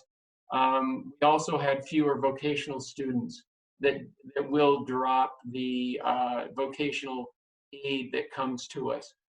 These revenue shortfalls are more than offset right here under the tuition and assessments costs. So it's somewhat of a wash. And then because we're not in school here on the fourth quarter, as Lyle said, we are still making quite a commitment to education every day, every week. So there are expenses. You will see more expenses go through the warrants for the variety of things that are being delivered to students and families. But I don't see us spending all of those resources. So that's going to create a little bit of a surplus in those discretionary accounts. The salary and benefits are, this 1% variance at this point, which is just a kind of it could be plus or minus in any given year, given turnover and or people making plan changes for health insurance and those sort of things. So these are kind of a typical variance. And as you know, the governor has directed school districts to continue to pay staff through the end of the school year. So we would not expect to be a whole lot different in our biggest chunk of our budget. So overall, I think this is a fairly cautious estimate. I don't think it will be much worse than this. I think it could be better than this. It depends on there's no indication that our major source, which is the state revenue, that is 86% of 49 million, this state. There's no indication that Beth Pierce, treasurer, and others have said they plan on making the education spending grants as planned. And then the towns, the extent to which they have a portion of this 42 million. Remember, they collect on behalf of the state, and then they send the school district the money that is associated with the school property tax. If a town is not able to collect that last fourth quarter, Mark Peralt in the webinar last week and others in the state government have reiterated at this point, there seems to be no change in the current statute, which says a town will have to borrow in order to pay the school. The statute it's Title 16, it's Section 427 that basically says the town treasurer must remit the school property tax to the education fund and to the school district 20 days after taxes are due. It's not when they're paid, it's 20 days after they're due. So I've seen this interruptions from year to year over a long period of time where towns have had to go and borrow funds in order to pay the districts. And I believe this is where the legislature at the state level and at the federal level know that across the country, towns are going to have trouble with their revenues, and I believe there are strategies coming together to help address that.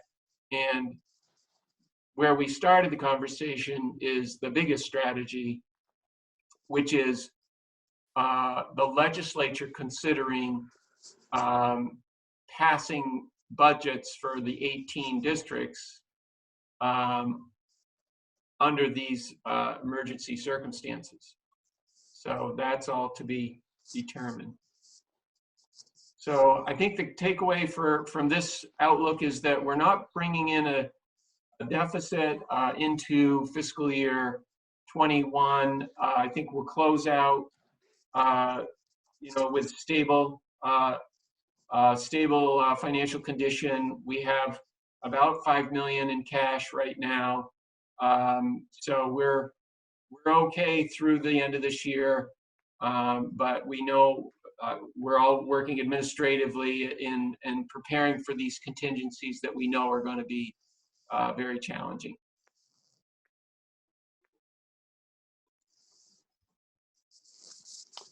Any questions for me? Board members, any questions on Frank's presentation or the forecast? Yes, Tim. I heard the webinar too, Frank, and yeah, this year we're going to get through this year, but next year, my takeaway was that things look very, very bad. What?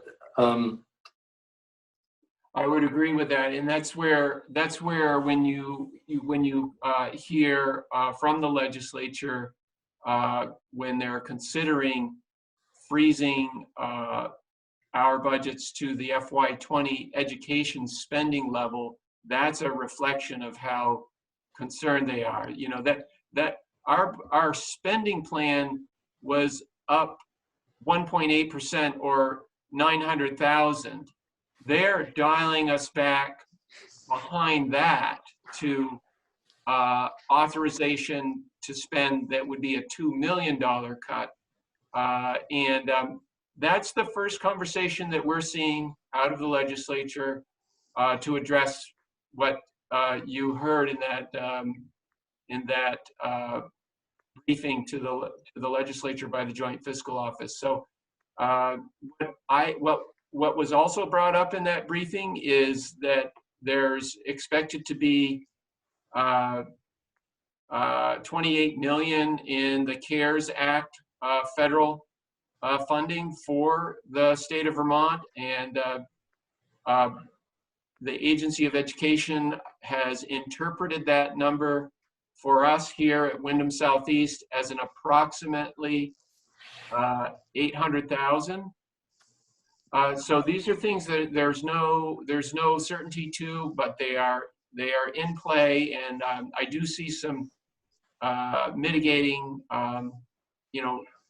resources and strategies coming to help alleviate. I think, unfortunately, this is what we're going to see. We're going to see some extremes in the conversation because there is so much uncertainty, and then as more concrete actions take place, we'll be able to start planning and address our workforce, address employment contracts here, and those other things that we must do to get ready to operate school for next year.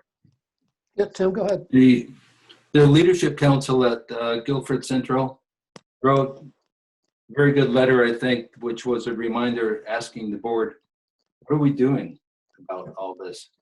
So with that thought in mind, I jotted down a few guiding principles that this board might consider as when we come to the point where we have to consider budget reductions. Some of them are obvious, but I think that it's important to state the obvious sometimes. One of the first principles, I think, these are really up for discussion.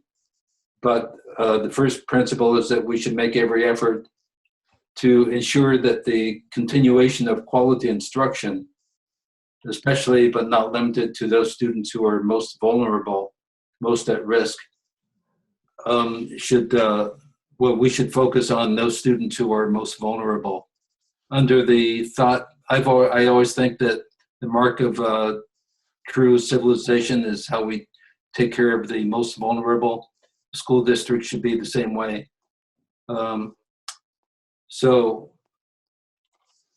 With that thought in mind, the discussion should focus not only on the number of students impacted, but the category of student who would be impacted.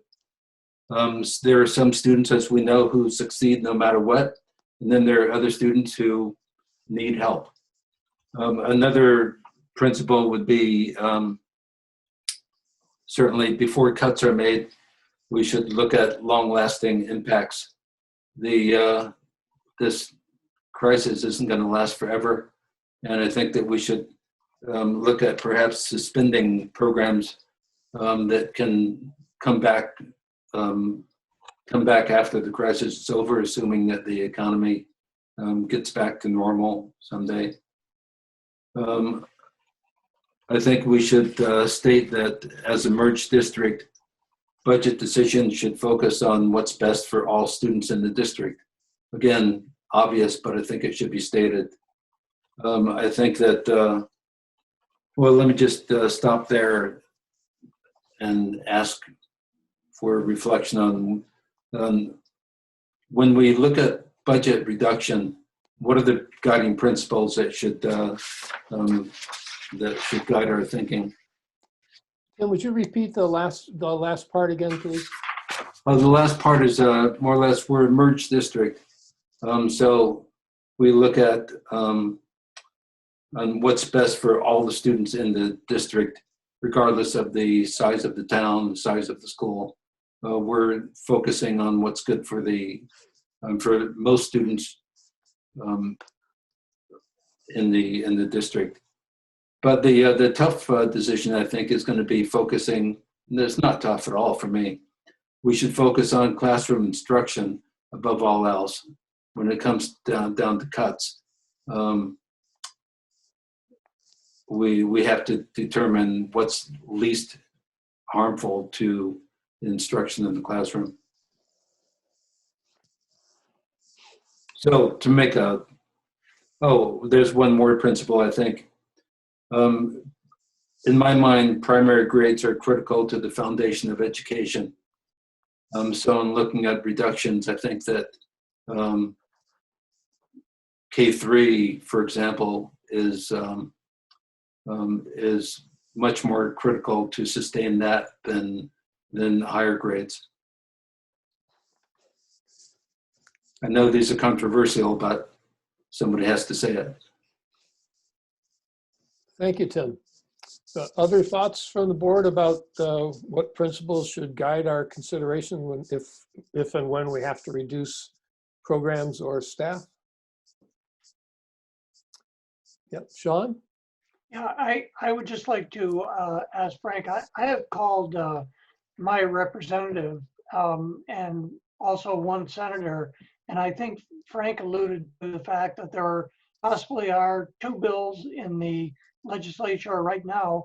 One would be a little less favorable than the other, and if you could give us guidance, it was recommended to me by Sarah Coffey that it really means a lot when school directors actually reach out to their legislators and all the legislators. And if we had a specific guide from you, Frank, on those two bills that you mentioned before. Sure. And Lyle, do we know if the VSBA has distributed that document that was in development? I think it spoke to the two bills and it advocated for the one where we get the inflator on the current year ed spending. That's the one that's clearly to our benefit and would prevent us from being put way behind the rest of the state if we do have to go through an extended period of cuts. I don't know if Sue Siglowski was going to put that together today. I have not seen anything from her, although I would probably get it from Jeff Francis, not from Sue. But that I thought was going to happen after our session today. Yeah. They probably have numbers for those bills, but the legislators, at least the 3 Brattleboro legislators, had a Zoom conference on Saturday, and they were talking about those things. That they know exactly what they're brainstorming a range of ideas having to do with all the things that were raised at the webinar. So I think anybody that wants to contact their legislator and say that would be most helpful, or at least damaging, to give us a more than just last year's budget, or just mention that if you only give us allow us to spend last year's amount, we'll have to cut $2 million worth of programs and staff. It doesn't have to be really specific or really detailed or impressive. It just has to make the point that this is going to really hurt. And that's the voice that they need. That's what they need to hear. So I second what you're saying, Sean. I encourage people to take a minute to email or call our representatives. They're home. They're easy to find now. So other comments, Emily? yeah. So I guess in the past, there has been times when we've reached out as a board. So I guess I wonder, is this a situation where it makes sense to draft something and have it come from the entire school board? Or is it more powerful for us to individually reach out? I don't know if there's any legislator in the room or someone with that experience that could say. I think that hearing individually from people that they know is very impactful. And sometimes for committees where we don't have representatives, a letter from the board is also helpful. But I think the individual contact with the grassroots contact is really valuable. I'm happy to have a resolution, to pass a resolution and send it up tomorrow, or tonight for that matter. But I think both would be the way to go. Sean, something else? Yeah, what Sarah Coffey said was that either a letter or individual contact would be very valuable. And actually, she went ahead and sort of tentatively set up the idea that I could testify on Friday in front of the House Ed Subcommittee. But I probably need permission from the board in order to do that.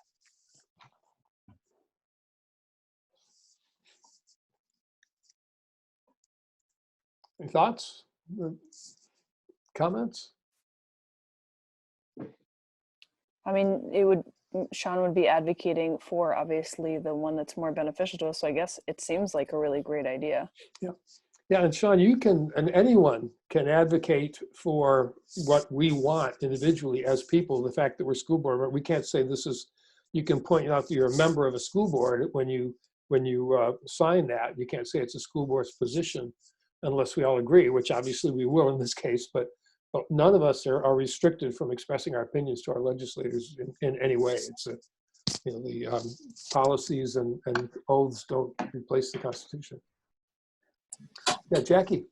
So then do we need a motion to agree to allow Sean to speak on our behalf? Is that possible? Sure. I'd like to see if we have a couple other hands up, and then wait a little bit before we decide on the motion. Liz? Yeah, Sean, when you testify, can you also point out that the 4% might not be particularly good because of the rate of poverty and the addiction issues and everything that this area entails? Because it's not going to be the same all around the state. Other thoughts or comments? Well, we have two things that have come up. One is if in the situation which we'd never faced before, being a region that's always had strong community support, we haven't ever had to really look seriously or too seriously at reductions. We've had to move some things around and change things, but we basically had support. Now we're looking at a situation where people aren't going to be able to support us because they simply don't have the income. So we are looking at serious reductions, and Tim has raised the concept of having principles that the board supports in terms of proposals that are developed for where to reduce spending, whether it's 400,000 or 2 million, where those things, where we want those things to be looked, where we want the administrators to look first or last, depending. I guess what you're saying, Tim, actually is the last place to look is at anything that affects the most vulnerable, anything that affects quality instruction in the classroom, and anything that harms the primary grades. So that's one question we have in front of, one potential action that we have in front of us, and the other is how to communicate with the legislature our desire for the 4% cost factor. What was it called? Inflation factor, Frank? Yeah, inflation factor. Yeah. Yeah, Kelly Young has her hand up, David. Oh, thank you. Thanks. Go ahead, Kelly. So I would like to thank Sean for being willing to speak on our behalf. And so I would certainly support that. As far as the cuts, we all know there are going to be sacrifices that are going to have to be made, and it's going to be a scary process. I would just caution making having preemptive thoughts on anything over third grade or anything, this specific because yes, there are vulnerable populations in our areas, but each kid is valuable. And I think we need to, before we start to say, sort of segregate certain portions of our school populations, I think we should be very cautious about that. And regardless of whether you don't happen to, maybe just by a little bit, not fall into what someone may categorize as a vulnerable population, that student personally will be losing out. So I'm aware, I acknowledge that there are quite possibly going to need to be some cuts, some sacrifices, some very difficult times ahead, but I would be very concerned, and I would encourage caution when just sort of when targeting where these cuts need to come. Thank you.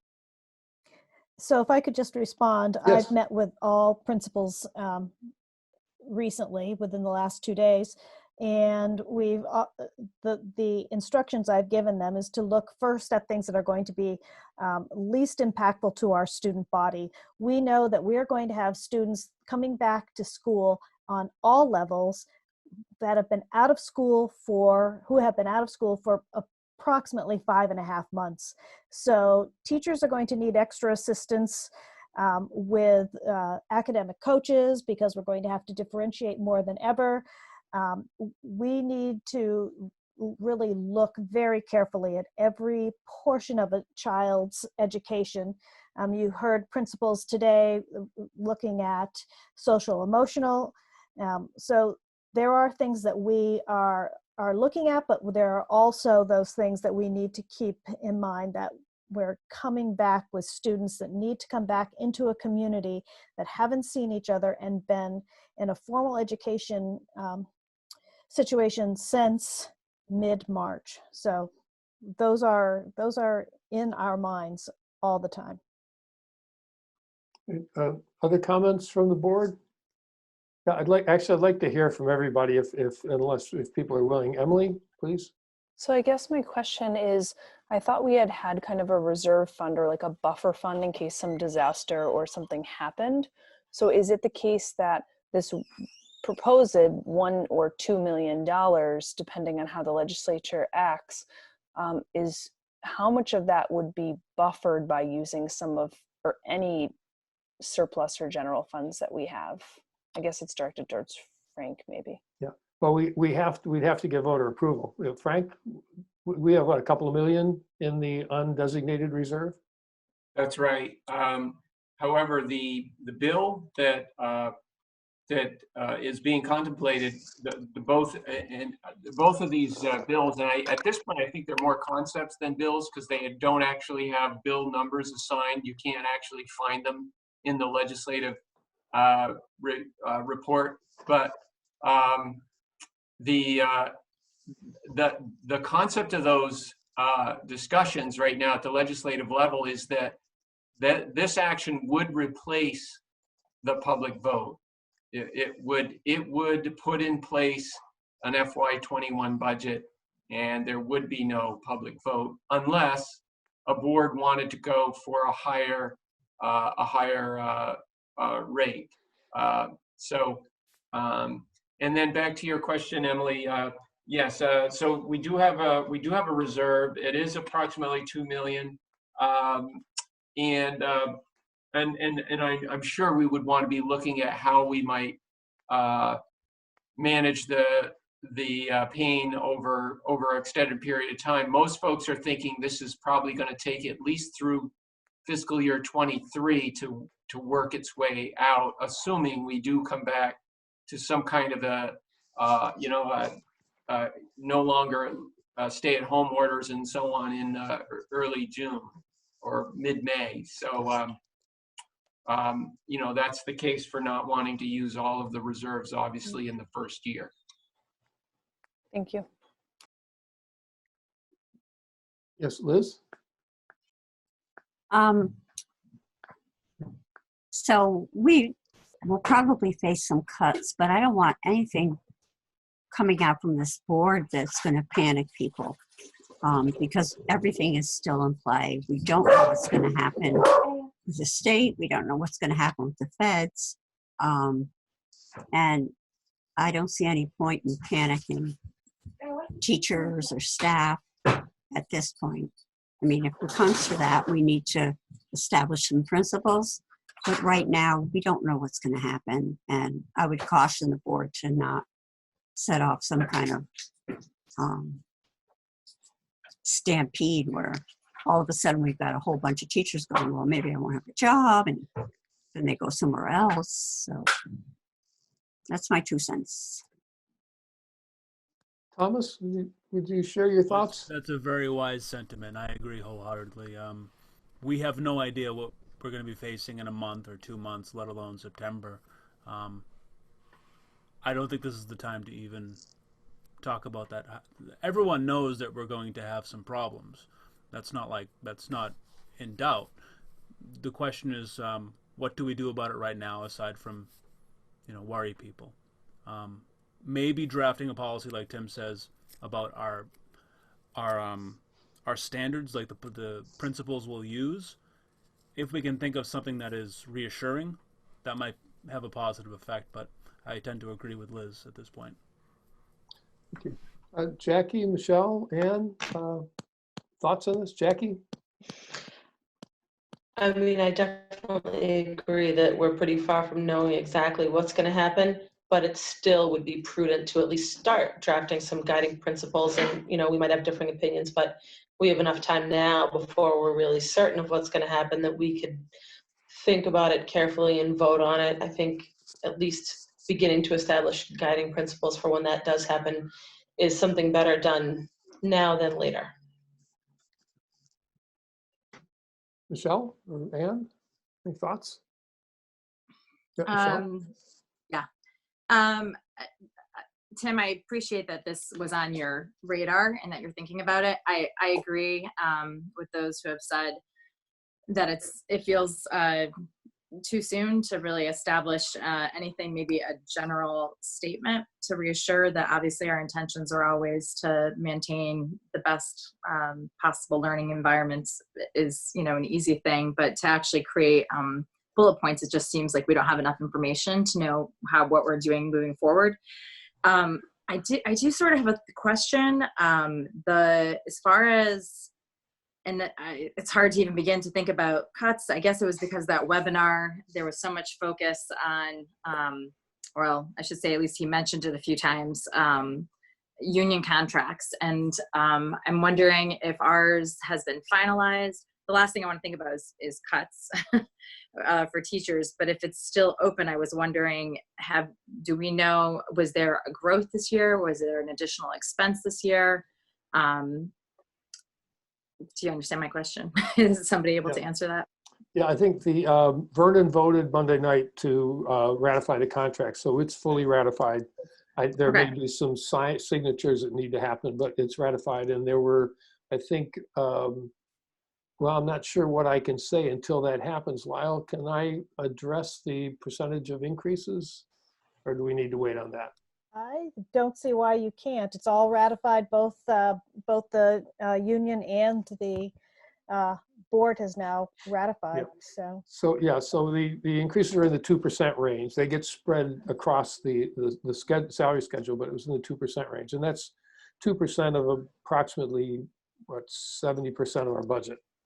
So you can do the math. Yeah. Great, thank you. And Anne?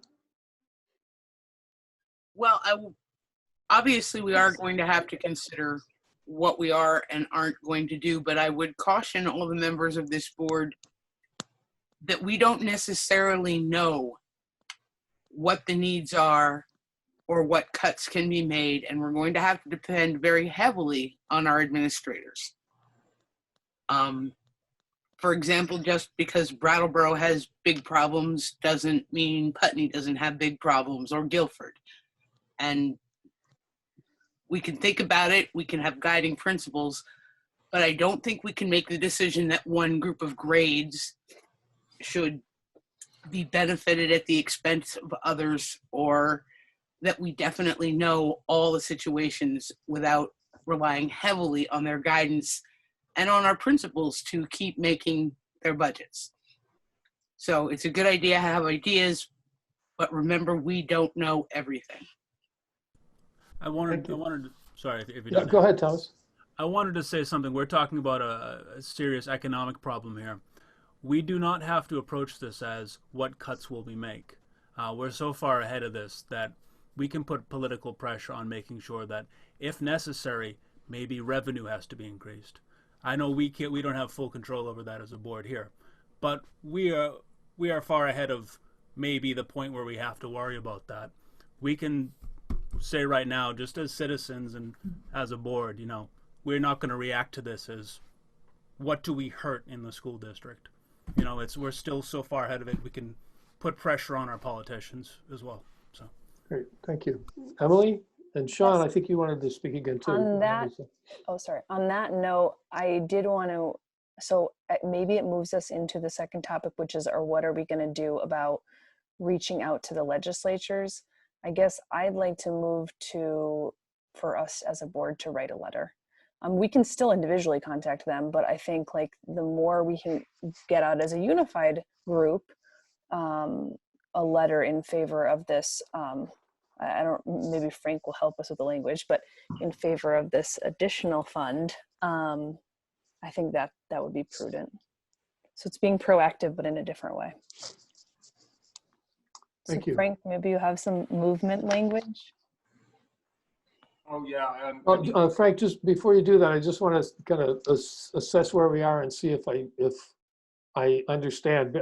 Everybody has had an opportunity to speak, and I thank you. There really are lots of really thoughtful comments. Somebody today asked me what I was thinking, and I wrote, the first thing I said is, well, here's what I'm thinking, or here's my comment, and then I immediately put in parentheses, but I always change it after I hear really, really good ideas from other people. And I think that the collective wisdom here is pretty sound, and I'm really grateful for the good thinking that's going on. I think we are at the point where we don't want to say or do or restrict or really define anything until we have more evidence or more certainty about what the parameters are, if there are parameters, what they are. And I think we want to be a lot more certain. So I think we can probably move on from that and get to Emily's motion, but I want to make sure that we we sort of had closure on that, the question about establishing standards. So Sean, if this is about further comment on the establishing of standards, I'd be happy to hear from you. Otherwise, I'd rather wait and move on with Emily's motion. So, okay, so Frank, do you have information enough of it? Can you give us some language for, you are a motion writer here. We're going to make you the clerk. Sure. So what I had in mind was there is a well articulated position on the issue by the VSA and VSBA. It sounded like Lyle was under the impression, and I am as well, that there's a document being drafted for the legislature's consideration on Friday as part of public testimony, and that it represents the input of at least 15 of the 18 supervisory unions and their superintendents and board chairs. They were all part of this Zoom meeting at noon today.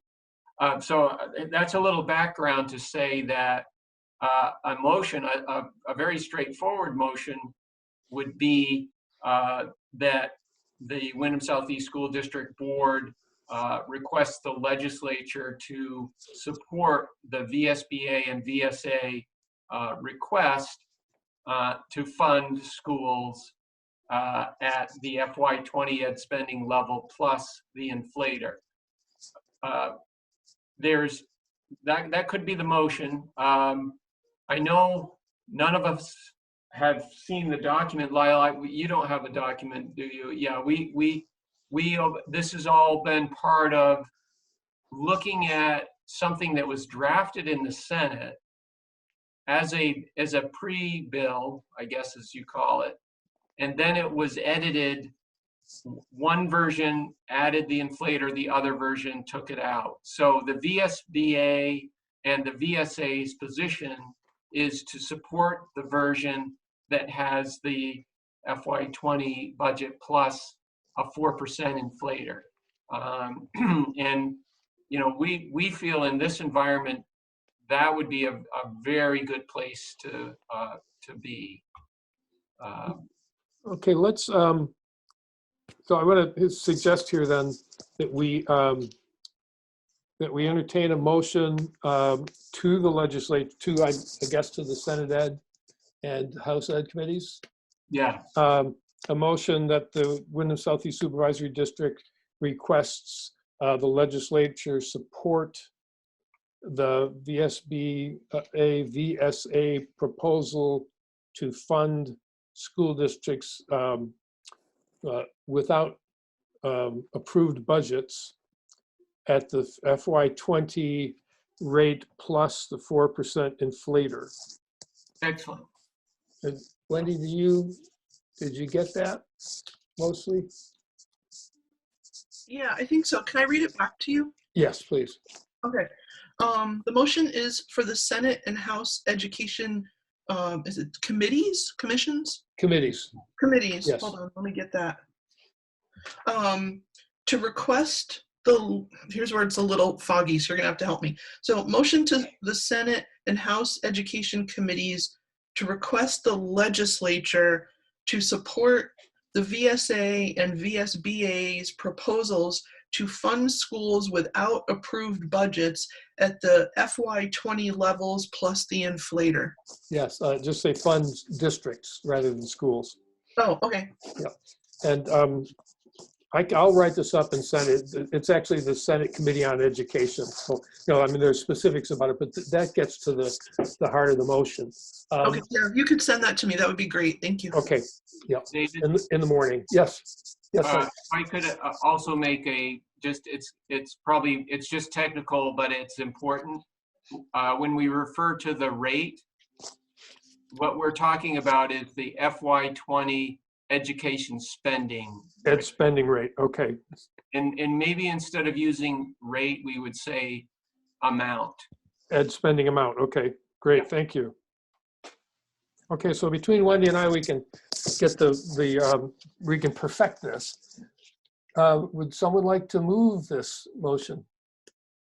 So moved. Emily, thank you. And second? Thomas, thank you. Any further discussion? Hearing none. All those in favor, please say aye or raise your hands. Aye. Aye. Okay, great. Now, Sean, you had a question on this topic further? Thank you. Yeah, well, it sort of refers to, you know, contacting the House on Friday possibly. And one of the things I was going to highlight, if I do this, is to say that the reason we do not have a budget in the WSESD is specifically because of the COVID pandemic.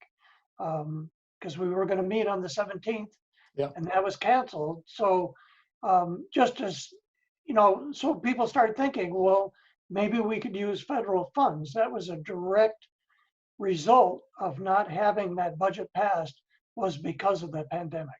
So that's all. Yeah, really good point. And one thing, we've got this resolution now that we're going to send up to the legislature, but at the same time, writing or contacting our legislators individually is really, it's really more important than signing on to this. It's valuable. The more people that sign on to the proposal, the better. But the more individuals they hear from, the better. And I think Sean's point about we wouldn't be in this fix if it wasn't for this pandemic.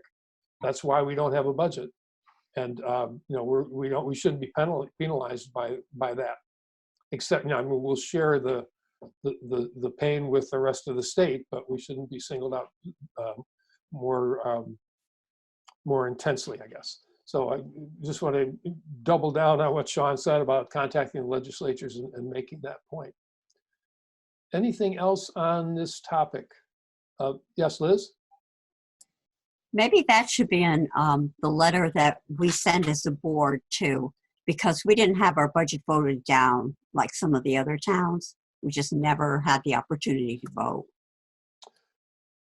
Yeah, I'd want to redo the motion at this point. I think it'd be just as effective if each of us wrote to each of those committees.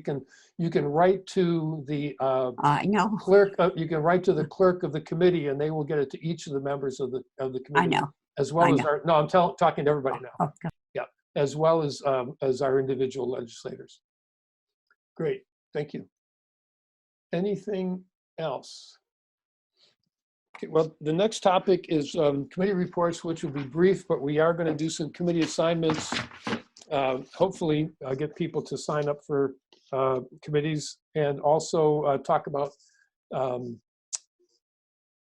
leadership councils. And so what I'd like to do is, we've been at it for an hour and a half now, is take say a 5-minute break, or make it a 7-minute break, and we'll come back together at 8:35.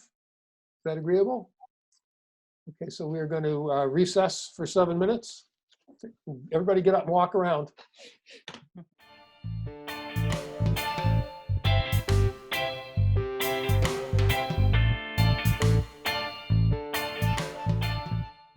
Okay, if people can turn their cameras back on so we can see everybody, that would be great.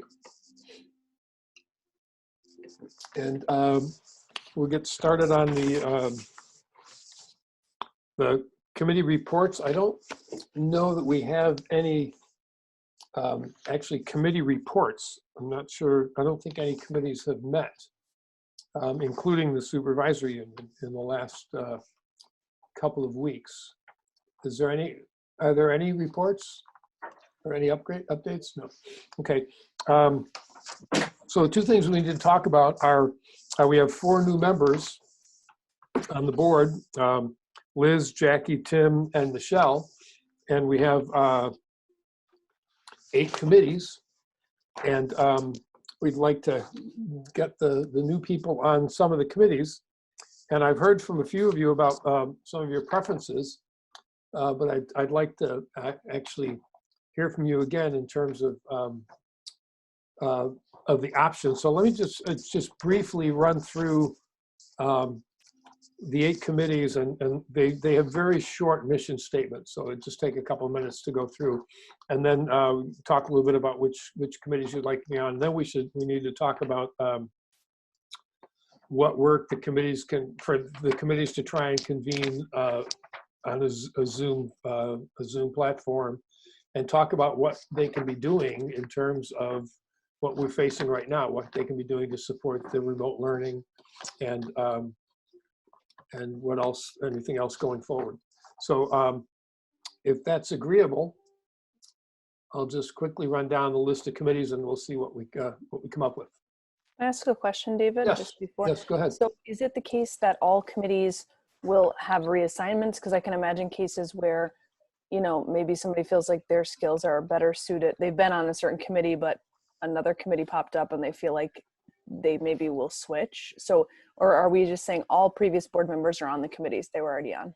I was assuming that people would stay where they are, but that's a really good point because there's no certainty to that. So I would say yes, if for what's it, legacy members, previous members, if you want to change committees, this would be the time to mention that. Although it can also be done, you can do it anytime for that matter. No one's required to be on a committee. So the first is the Personnel Committee, which manages and reviews personnel matters, approves the 1% requests, which when we talk a little bit about the master agreement, we'll talk about what that is, but it's basically 1% of the budget that's available for teachers, administrators, and school board members to use for special projects. The board approves that, and the Personnel Committee, now that we're a single board, a unified board, the Personnel Committee has taken over the responsibility of approving those requests. Participate in supervisory union negotiations and other personal matters as required. Currently, Anne, Sean Murphy, Kelly Young, and Carrie Amadon, representing Vernon, is on that committee. The Policy Amendment Committee, which is in the middle of drafting a couple of pretty important policies. We draft policies and article amendment changes, articles of our founding articles amendments and additions, and recommend and review the establishment of adoption of equitable policies for all WSESD schools consistent with education law and educational best practices. So that's the mission. And when we talk about we talked about the first document, the powers of school boards, and the first thing is to establish the policies for the district. That's that work. The very first work on the list is done in the Policy and Amendment Committee. The WSED Finance Committee reviews and recommends warrants, the capital plan, and the annual budget as determined by the full board. And Ann Beekman, Sean Murphy, Emily Murphy-Carr, and Christina Naylor are on that. Sean's the chair. I didn't mention who's on the Policy Amendment Committee. I'm going to go back to that. It's Ann Beekman, Sean Murphy, and myself. Tim Morris and Christina Naylor were on there. So that is a very short-staffed committee at this point. And so I would encourage people who have an interest in a background in developing policy to consider that. It's an important committee. It doesn't have to meet a lot now that we're fairly well established, but there is some important work to do. The Diversity Committee this is not the School Diversity Committee, which is made up most primarily of teachers, I think, and some administrators. This is the board's Diversity Committee. And the mission is to foster learning environments in which all members of the school community are safe, feel valued, and are appreciated, as well as promote policies and procedures that value equity and diversity in our schools. That's Ann Beekman, Sean Murphy, Thomas Nolan, and myself. The Programmatic and Performance Equity Committee monitors school equity and performance and works with district staff to develop recommendations to increase equity and improve performance throughout the district. That's Emily Murphy-Carr, myself, and Kelly Young. Tim Morris was on that committee, so we need some more people on that as well. The WSED Communications Council mission is to increase public engagement with the board's work through effective communications. And an example of what this committee would be doing is when we start to get reports on the development of the proposals for the Academy project, this committee would be the part of the board that puts together the communication documents that would go to the media, public relations, or press relations and press releases. It would also, we've got a pretty good list of social media as well that committee is working on. Tim Morris was on that committee. Emily, I think, operates in a kind of a support role and loans her skills to that committee. I was on it partly, and the other member is Jamie Contois, who is a community member from Putney and a former Putney board member. So that committee needs some additional support as well. The Sustainability Council, it was initially the Sustainability Council, it was renamed the Climate Crisis Task Force. And that mission, the mission of that committee is to assist the board in developing practices, promoting curriculum, and determining purchases that will lessen our environmental and climate change impact. And that committee has 1 and possibly 2 students on it. Thomas Nolan and I are the current board members, and Paul Smith joins us pretty regularly. We also have a community representative, Howard Burrows, who's a member of the Brooks Public Library Board, Brooks Memorial Library Board in Brattleboro. I'd add and then Tim to that as well. What's that? Tim Maciel as well. Oh, Tim is on that committee now? You are on the committee, correct, Tim? I guess I am. I didn't know it was official. Okay. It is now. I'm sorry. I don't mean to speak for you. I was just trying to clarify. No, go ahead, Thomas. I mean, that may be how we get staff on people on these committees. I'm not going to force them. But that's how hard it is to get on one of these committees. So let me just go down. With the Personnel Committee, we definitely could use at least, well, no, we're actually in pretty good shape there. So I think with the Policy Committee, the Policy Amendment Committee definitely needs 1 or 2 additional members. David? Yes, Tim? Can you explain what the Policy Committee does that the entire board just doesn't do? Yeah, the Policy Committee goes into the real details of developing the policy. We recently found out that we don't have a specific sexual assault policy, and everybody thought, oh my, why don't we? And so the committee looked into it and looked up the statutes, and it turns out that neither does the state. That sexual assault is mixed in with hazing, harassment, and HHR. HHP and bullying. Yeah, with the bullying statutes. And so the committee decided that they wanted to look at some sample language and put together something explicitly addressing sexual assault. So that's what the board does. We confer with the attorneys, we confer with administration, and then we wind up asking Barb Nowakowski to figure it out for us, and she types it up and it comes out perfectly and everybody approves it. So that's the process. Sean, did you have something to add about the Policy Committee? I saw you leaning forward there. Oh, no. Oh, okay. David? Yes. Are you looking for volunteers now? Yes. Okay, well, I'd like to be on Personnel and Policy and oh, you do? Okay. Oh, yeah. No, wait. You want to be on Personnel and Policy? Yeah, and a few more. Okay. That's easily done. Okay. So other volunteers or people interested in the Policy Committee? I'll stay, Dave. Oh, thanks, Ann. Great. Well, we'll see how we do with 4, and maybe we'll draft Christina to continue to show up and help us with policies.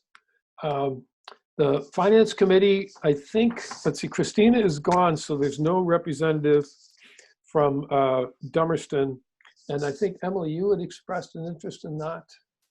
Do I remember that correctly? No, I'm fine with staying on. Oh, okay, great. Okay, so And for the finance committee, we need at least a representative from Dummerston. So I don't know if Michelle or Thomas want to consider that or already know what would I had work. kind of want. I mean, unless Michelle really wanted to, that's the one I wanted to join. Yeah. But Oh, great.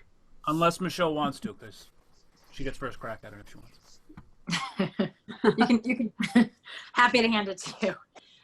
The only my only hesitation to pat my hand up on all the things I'm thinking is I was trying to connect with David before tonight, and I'm just a little bit unclear on time commitments and suddenly having 4 kids at home. I sent you a picture of my Zoom schedule. It's literally like my whole week is lit up. And so I just don't want to take on more than I can actually give just because we're in this weird crisis time. I think like the policy and amendment stuff is really fascinating to me. I have a feeling that would be too much on my plate right now with all my children home and doing this remote learning. So, is it okay if I connect a little bit more with you later, or would you like Absolutely. me to tell you what? No, you don't have to. You don't have to. If you have a it. couple of preferences, we should do that. Absolutely. Yeah, we can do that. And you can also connect with the chairs and That's great. get more detail. And the other thing is that there's not going to be a lot of work to be done in the immediate future because it's just not things. I mean, well, there is some things to be done, but the difficulty of meeting in this format and the things you just described are true for all of us. You know, I have one child at home who happens to be a college junior who's actually working on a Spanish essay right now, and so you know we're all pretty crazy. But so yeah, there's no rush. I won't put it off. I just want to be thoughtful and Yeah, absolutely. Yeah, and the other thing is you can try them out. okay. That's a nice thing to You can do a trial run. Yeah. All right. Great. I'll play with that idea. Thank you. David. Yes. How's the program equity and performance committee? How well staffed is that? Well, that's a committee that can. It's got Tim Morris was on it, and he's not anymore. And so it's me, Emily, and Kelly. So we could use, I think. This will replace the Tim with the Tim. Okay, that's great. And David? Yes. I believe Ann, correct me if I'm wrong, but I think that you didn't want to be on the finance committee anymore, and I said I would do it. Sorry, my mute thing wasn't working. That's okay. Yeah, no, you wanted to take a turn at that, Liz. That's fine by me. You go ahead and take a turn at that. I can show up and be a pain in the neck if necessary. Okay. Okay, so Liz is going up to finance. And I also wanted to be on performance program, the PP&E committee. Right. Okay.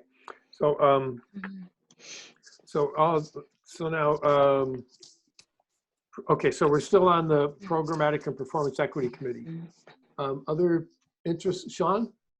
Well, I just wanted to mention at this time that the finance committee meets at 5 o'clock, the first meeting of the month. So before the regular board meeting, which is always was at the Cusick room and now will be virtual, but it has a regular meeting schedule. I thought if people were interested in that, it might be beneficial to know that's when we meet. Great. Okay, Jackie. Well, I was first raising my hand for finance committee, but then also PPE. Great. Well, good. Let me put you there and there. Okay, great. Any other, anybody else for performance or programmatic and performance equity committee? Good, that's a good, strong team. The Communications Council. Right now, the primary member is Jamie Contois from Putney. And so again, there's not gonna be an awful lot of work for that group to do, but if you like communicating and working out effective language for public communications, this is a great spot for you if you're an articulate person. Jackie's got her hand up. You do that sort of in your regular life, don't you? Sure do. Great. Well, Jamie's going to be really happy. I would love for Jackie to be the Brattleboro rep and for me to maybe recuse myself from the committee. Great. And we'll just call on you when we absolutely have to have help. That's fine. Thank you. Great. Thank you. Anybody else want to try the Communications Council? Yeah, I'm comfortable with adding my name to that. It seems pretty straightforward with what that would entail. Yeah, and a lot of it, because we now have Zoom, it used to be a problem for the committee. The committee would have to physically meet to go over language, draft language and stuff. You couldn't do it online, but now that we have Zoom meetings, we can convene a meeting and record it, and you can work on language from home. So I think it's actually going to be, we may wind up working this way even after that we don't have to. Oh yeah. Oh, that's great. Jamie's going to be really excited. The last one is the Climate Crisis Task Force, and I'm told that Tim is already on it. That's me and Thomas so far, and Tim, and boy, that's a pretty and then Paul Smith too. So that's pretty male-dominated committee. We also have Django Grace, who's an 8th grader who will be at BUHS next year. Who's a fascinating young man. And I mentioned Howard Burroughs from the town. Any other interest in the Climate Crisis Task Force?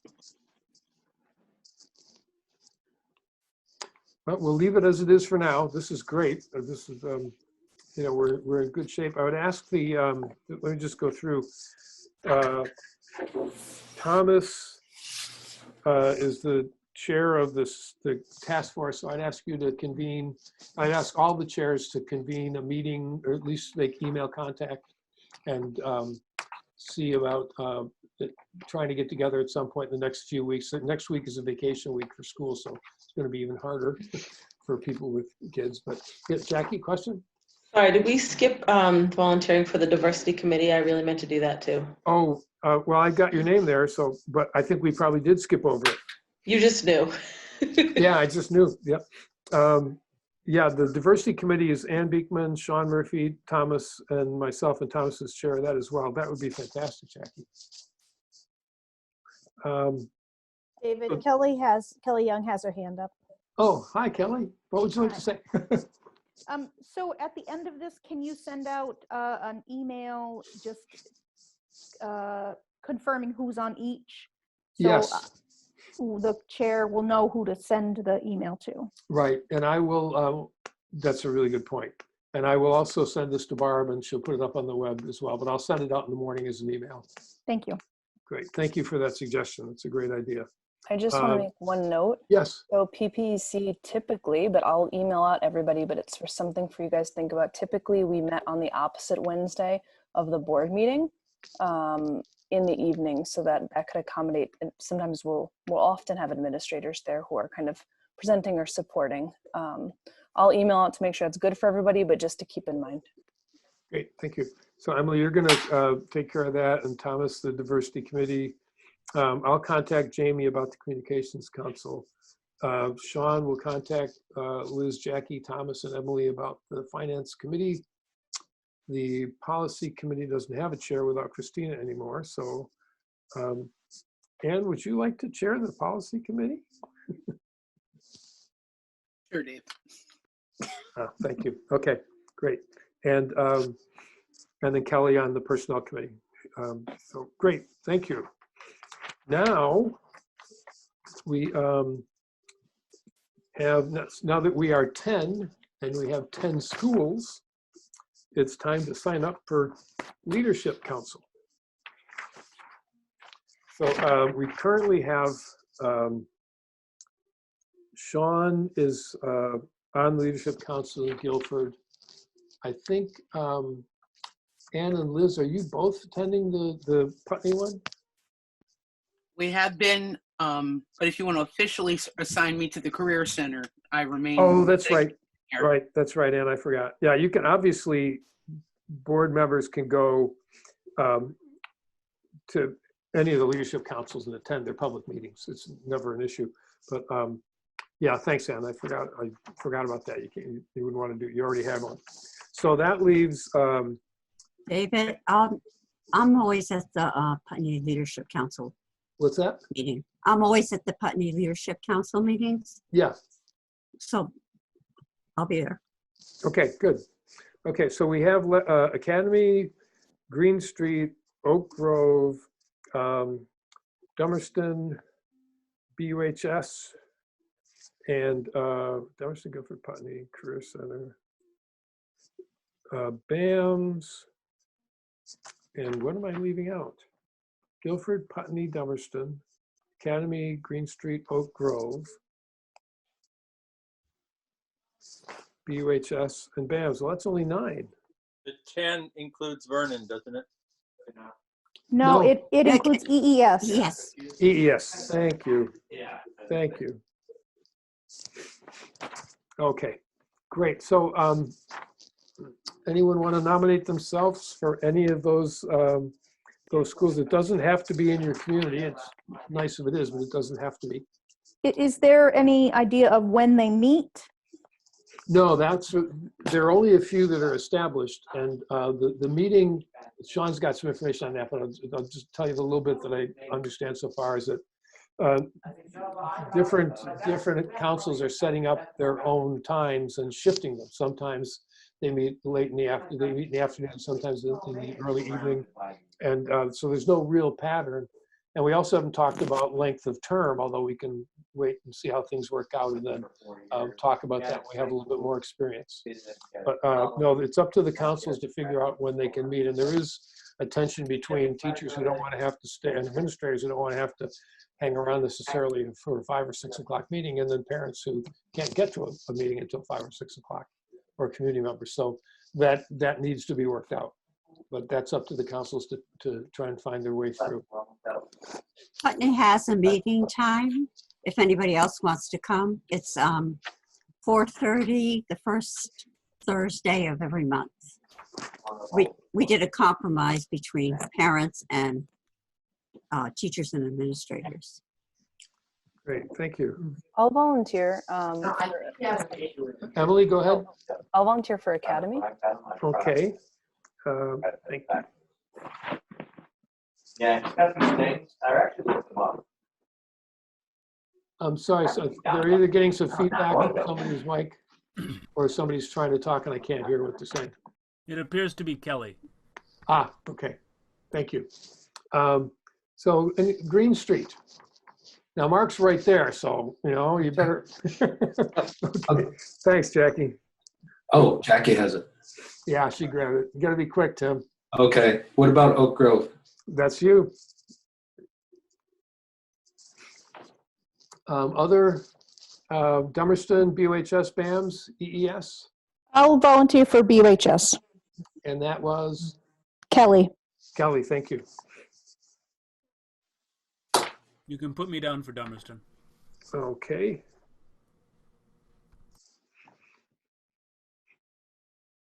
And Michelle, you want to wait? What's left? I was Um, gonna say I would do the high school, but Kelly beat me. Well, the middle school, same location, the Brattleboro area middle school. Oh, okay, so that's fine. Great, then I'll take EES. EES provides food. It's a good gig. I know, I was on the policy council for years, twice, 2 different times. David? And Be David, nice to be back. Deb has Yes. her hand up. Deb Who Gask. does? Deb Yes. Gask. Oh, thanks, Deb. Go You're ahead. welcome.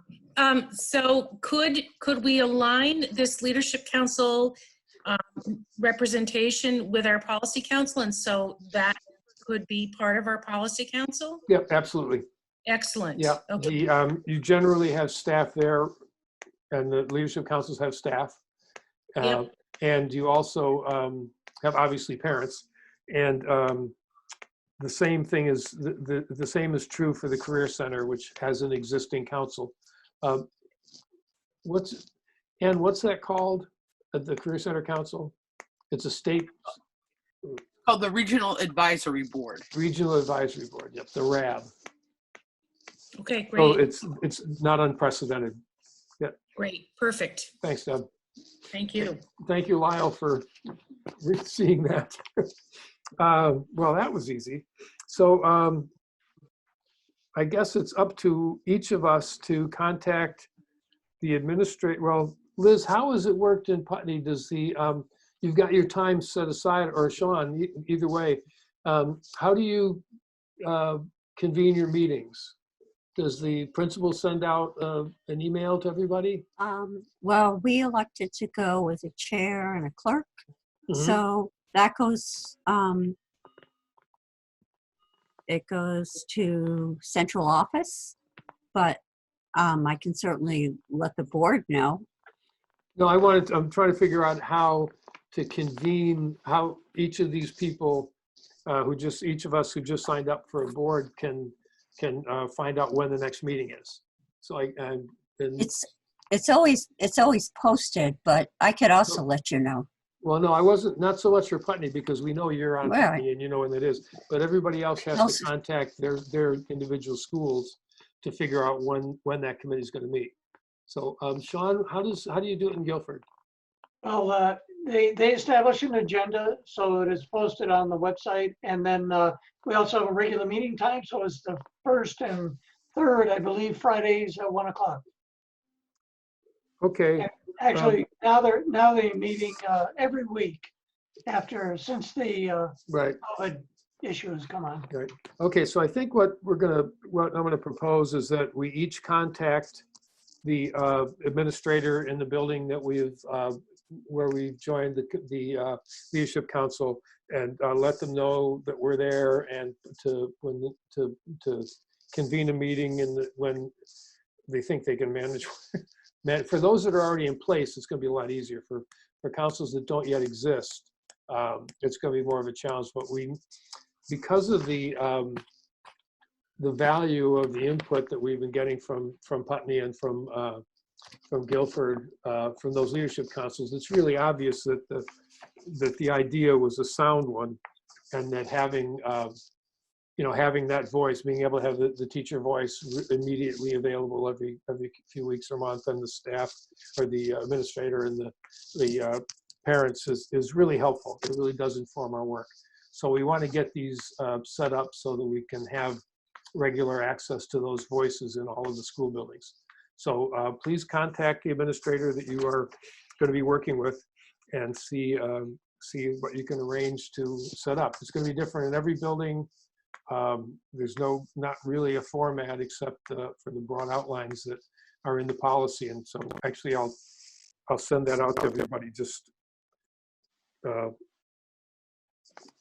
I'll send that out again. It actually was an amendment to the articles, or to our articles of agreement that was amended this whenever that vote was.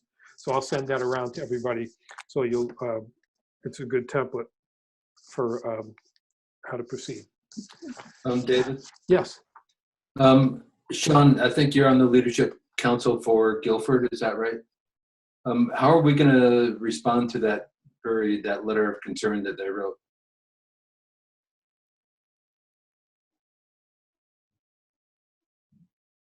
Well, I could report back to them at the next meeting. That's usually what I do. They always have a board member report. So they have an administrative report, board member report at every meeting. So I can report back to them at that time. And I also, on David's suggestion, forwarded on the webinar and the other information that we received on the budget, which was our question. Oh, the webinar would be good. Yeah. Yeah, they certainly do deserve a good response. Yeah, and I also suggested that since this meeting is being recorded and BCTV will have it posted shortly, you can watch the meeting, and I believe BCTV has actually I'll check with Rich after we're done tonight and see, but typically they have a little table of contents about what time any particular item was talked about, and the financial stability item that'll be notated, and then the rescheduling the annual meeting, which is another question that they asked about in terms of our budget vote. Those they can find those on the meeting and watch the conversation. So, but thank you, Tim, for following up on that. And thanks, Sean, for sharing that that concern from the council. It really helps guide the work. So I think we're good for committee reports and for leadership council.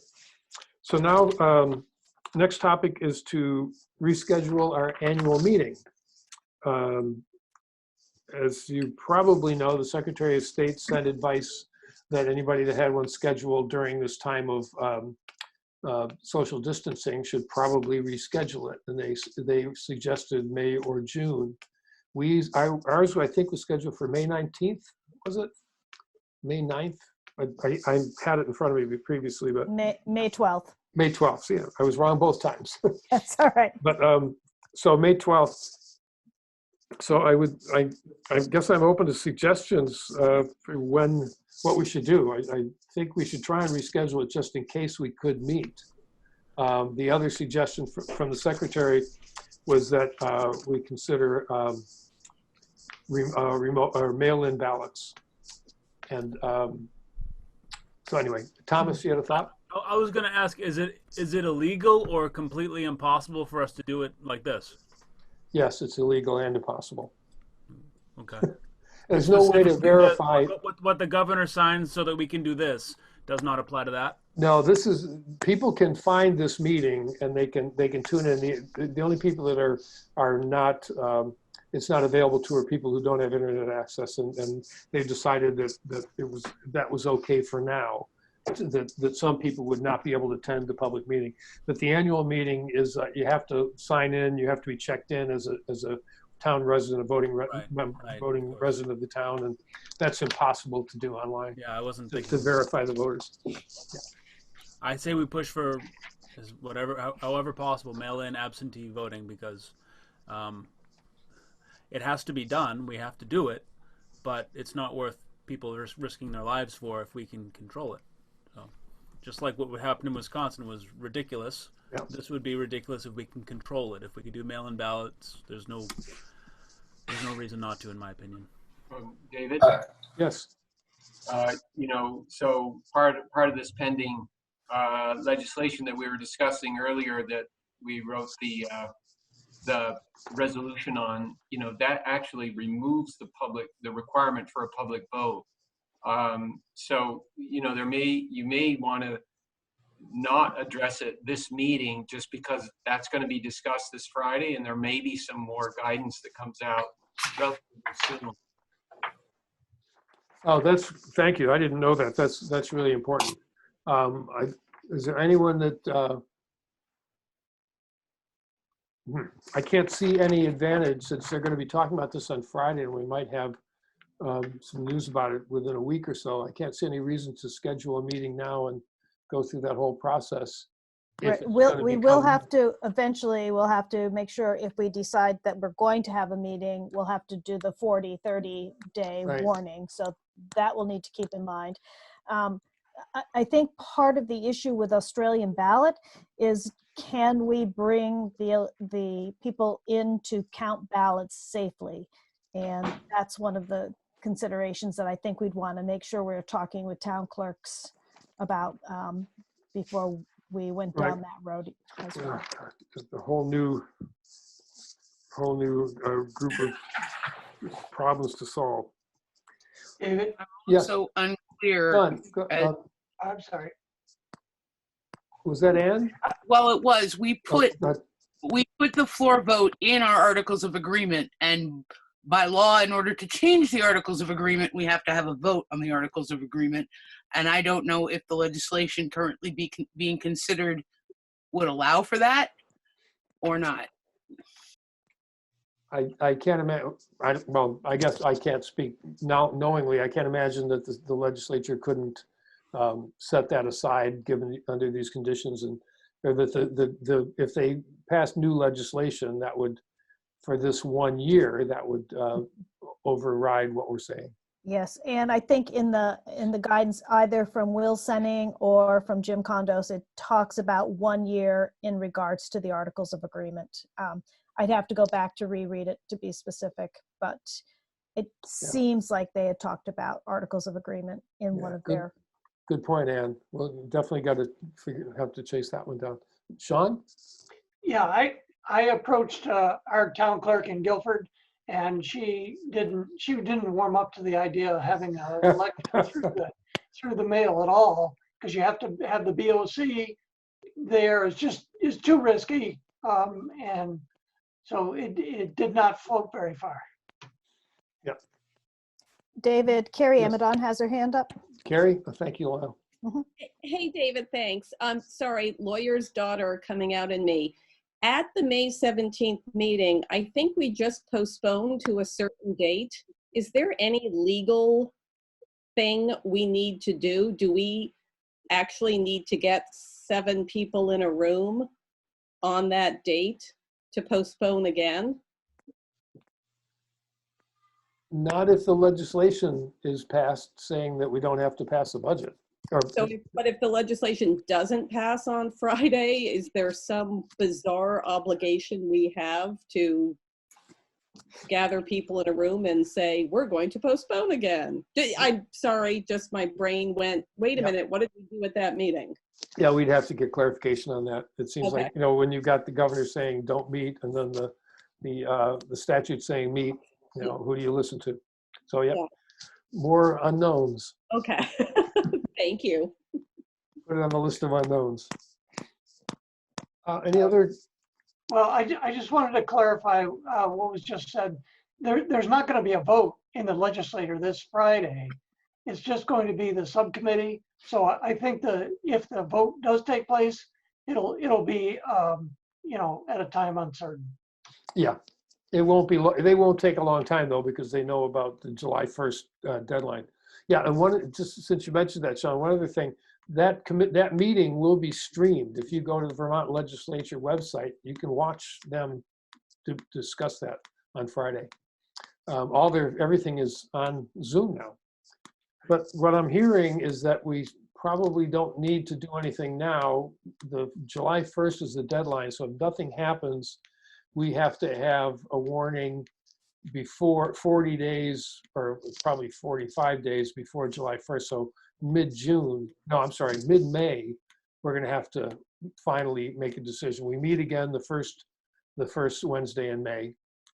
So I think it's the 5th or the 6th. So we can, between that, there are 3 weeks between now and then, so we can make a determination based on what happens in that period of time. And if we need to meet more immediately, we can do one of these really quickly and set a new date for the annual meeting. So can we move on from annual meeting? Great. Do we have to approve? Do we have minutes to approve? Oh, the April 1st and April 9th minutes. We don't have any warrants on this warning, Lyle, but we did get a couple of warrants in email. So we need to approve those warrants as well. Generally, we've been doing all of those on the first meeting of the month. Okay, great. So Thank you. I'll get used to that gradually. Yep. Thank you. So we do need a motion to approve the minutes of April 1st and April 9th. So moved. Thank you, Thomas. Second? Second, Ann. Thank you, Ann. All those in favor of approving the minutes, please raise your hand or say aye. Aye. Thank you. Opposed? Okay, we got that out of the way. Do we have any visitors that would like to be recognized? Actually, you'll have to recognize yourself if you want to, or anyone from the public who wants to address something that is not on our agenda. Please unmute and speak so we can hear you.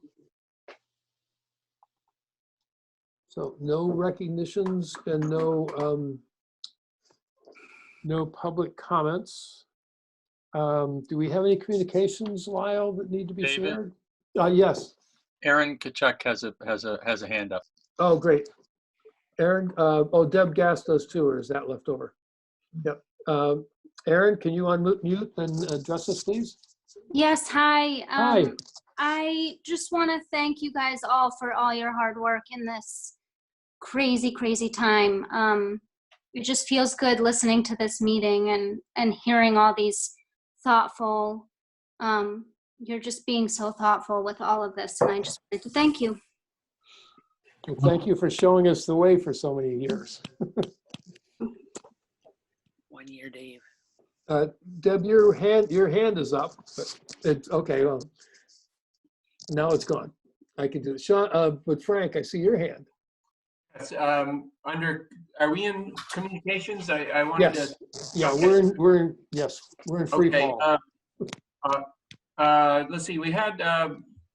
I'm not sure how correspondence came to between Mark Espino and Eugene, and then to me. But I just wanted to make sure I squeezed it in point of information. Apparently we've got some trees that appear to be creating a hazard at the Green Street School playground and the walkway. So we had a consultant forester give us an assessment of that risk and identified some trees. I just wanted you to know that Mark and I will be working with these folks. We'll get some estimates on removing trees on that on the bank. It's just to the west of the building, you know, between the Kroll lot, the Powers House, and the Green Street building. I don't know if you can visualize that. Yep. But I actually just did a quick stroll through there. There's some giant old trees that are just hanging right over the playground, and clearly, safety issues. So I wanted you to be aware we'll move ahead with that work, but thought you should know. Great, thank you. Mark? Yeah, and I'll do my best to put together some communication for the neighborhood and then the greater Green Street school community. Whenever you take trees down, it's people aren't happy with you. So part of our plan, we're not happy about taking these trees down, is not only taking them down, but then replanting trees. So that's part of the scope of the project, not just removing, but also replacing. The Windham County Natural Resources Conservation District is having their tree sale. The deadline for, they're very small trees. You might want to get something a little bit bigger, but they have trees that are particularly good for birds and for wildlife. Consideration. Great. Yeah, thanks for that. We have a couple other contacts as well. Yeah, great. Appreciate it. Okay, I think that we are ready for executive session unless is there anything else I've missed or people want to bring up or need to discuss? Okay, then we have Lyle, the executive, we have two executive session topics? There's going to be just one. Just one, okay, yep. And what is it? It's a report out on a request the board made, previous board, on a union personnel issue. So it's a contract issue, a personnel issue. Okay, so I move that we enter an executive session to discuss a personnel issue where the board has determined that premature general public knowledge would clearly place the school board or people involved at a substantial disadvantage. Invited into the executive session are the superintendent and... That's it. That's it, great. So we invite the superintendent to join us. Could I have a second, please? Thank you, Thomas. So we entered executive session at 9:20, and I ask everyone else that we will be coming out. If there is any action, it will be recorded by BCTV, and we will communicate it to the clerk, and then adjourn. I'm sorry? I said bye. Bye. Carrie's leaving. Bye, Carrie. And Wendy, I believe I'll after this I'll email you. You know who when we rose from executive session, all that. Okay. Okay, great. Yeah, that's what I was raising my hand about. Just if you needed me to stick around, if you were planning on coming back out of executive session, and I needed to be present for that. No, you don't. Okay, great. Thank you. Good night. Thank you. Good night.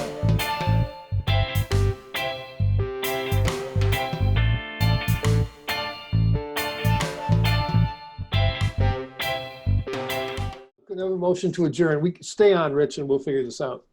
Mr. Chair. Yes. There being no further business before this board, I move that we adjourn.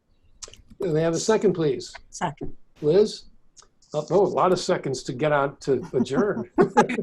Before we do, I just really appreciate, Aaron Kachak said it kind of nicely, but probably better than I could, but I really appreciate the people willing to state their their deep values on these questions, and that all of us, regardless of what the view is or how we participate, it's everybody, we're all coming from the place of wanting what's really best to take care of our kids. And I'm just really grateful to be part of a group like this, especially at a challenging time, because it's good work. So thank you. Thank you, David. So all those in favor of going home? Oh, we're already home. Oh, we're all. Looks like everybody. Bye. Right. Thank you. Good night. Good night.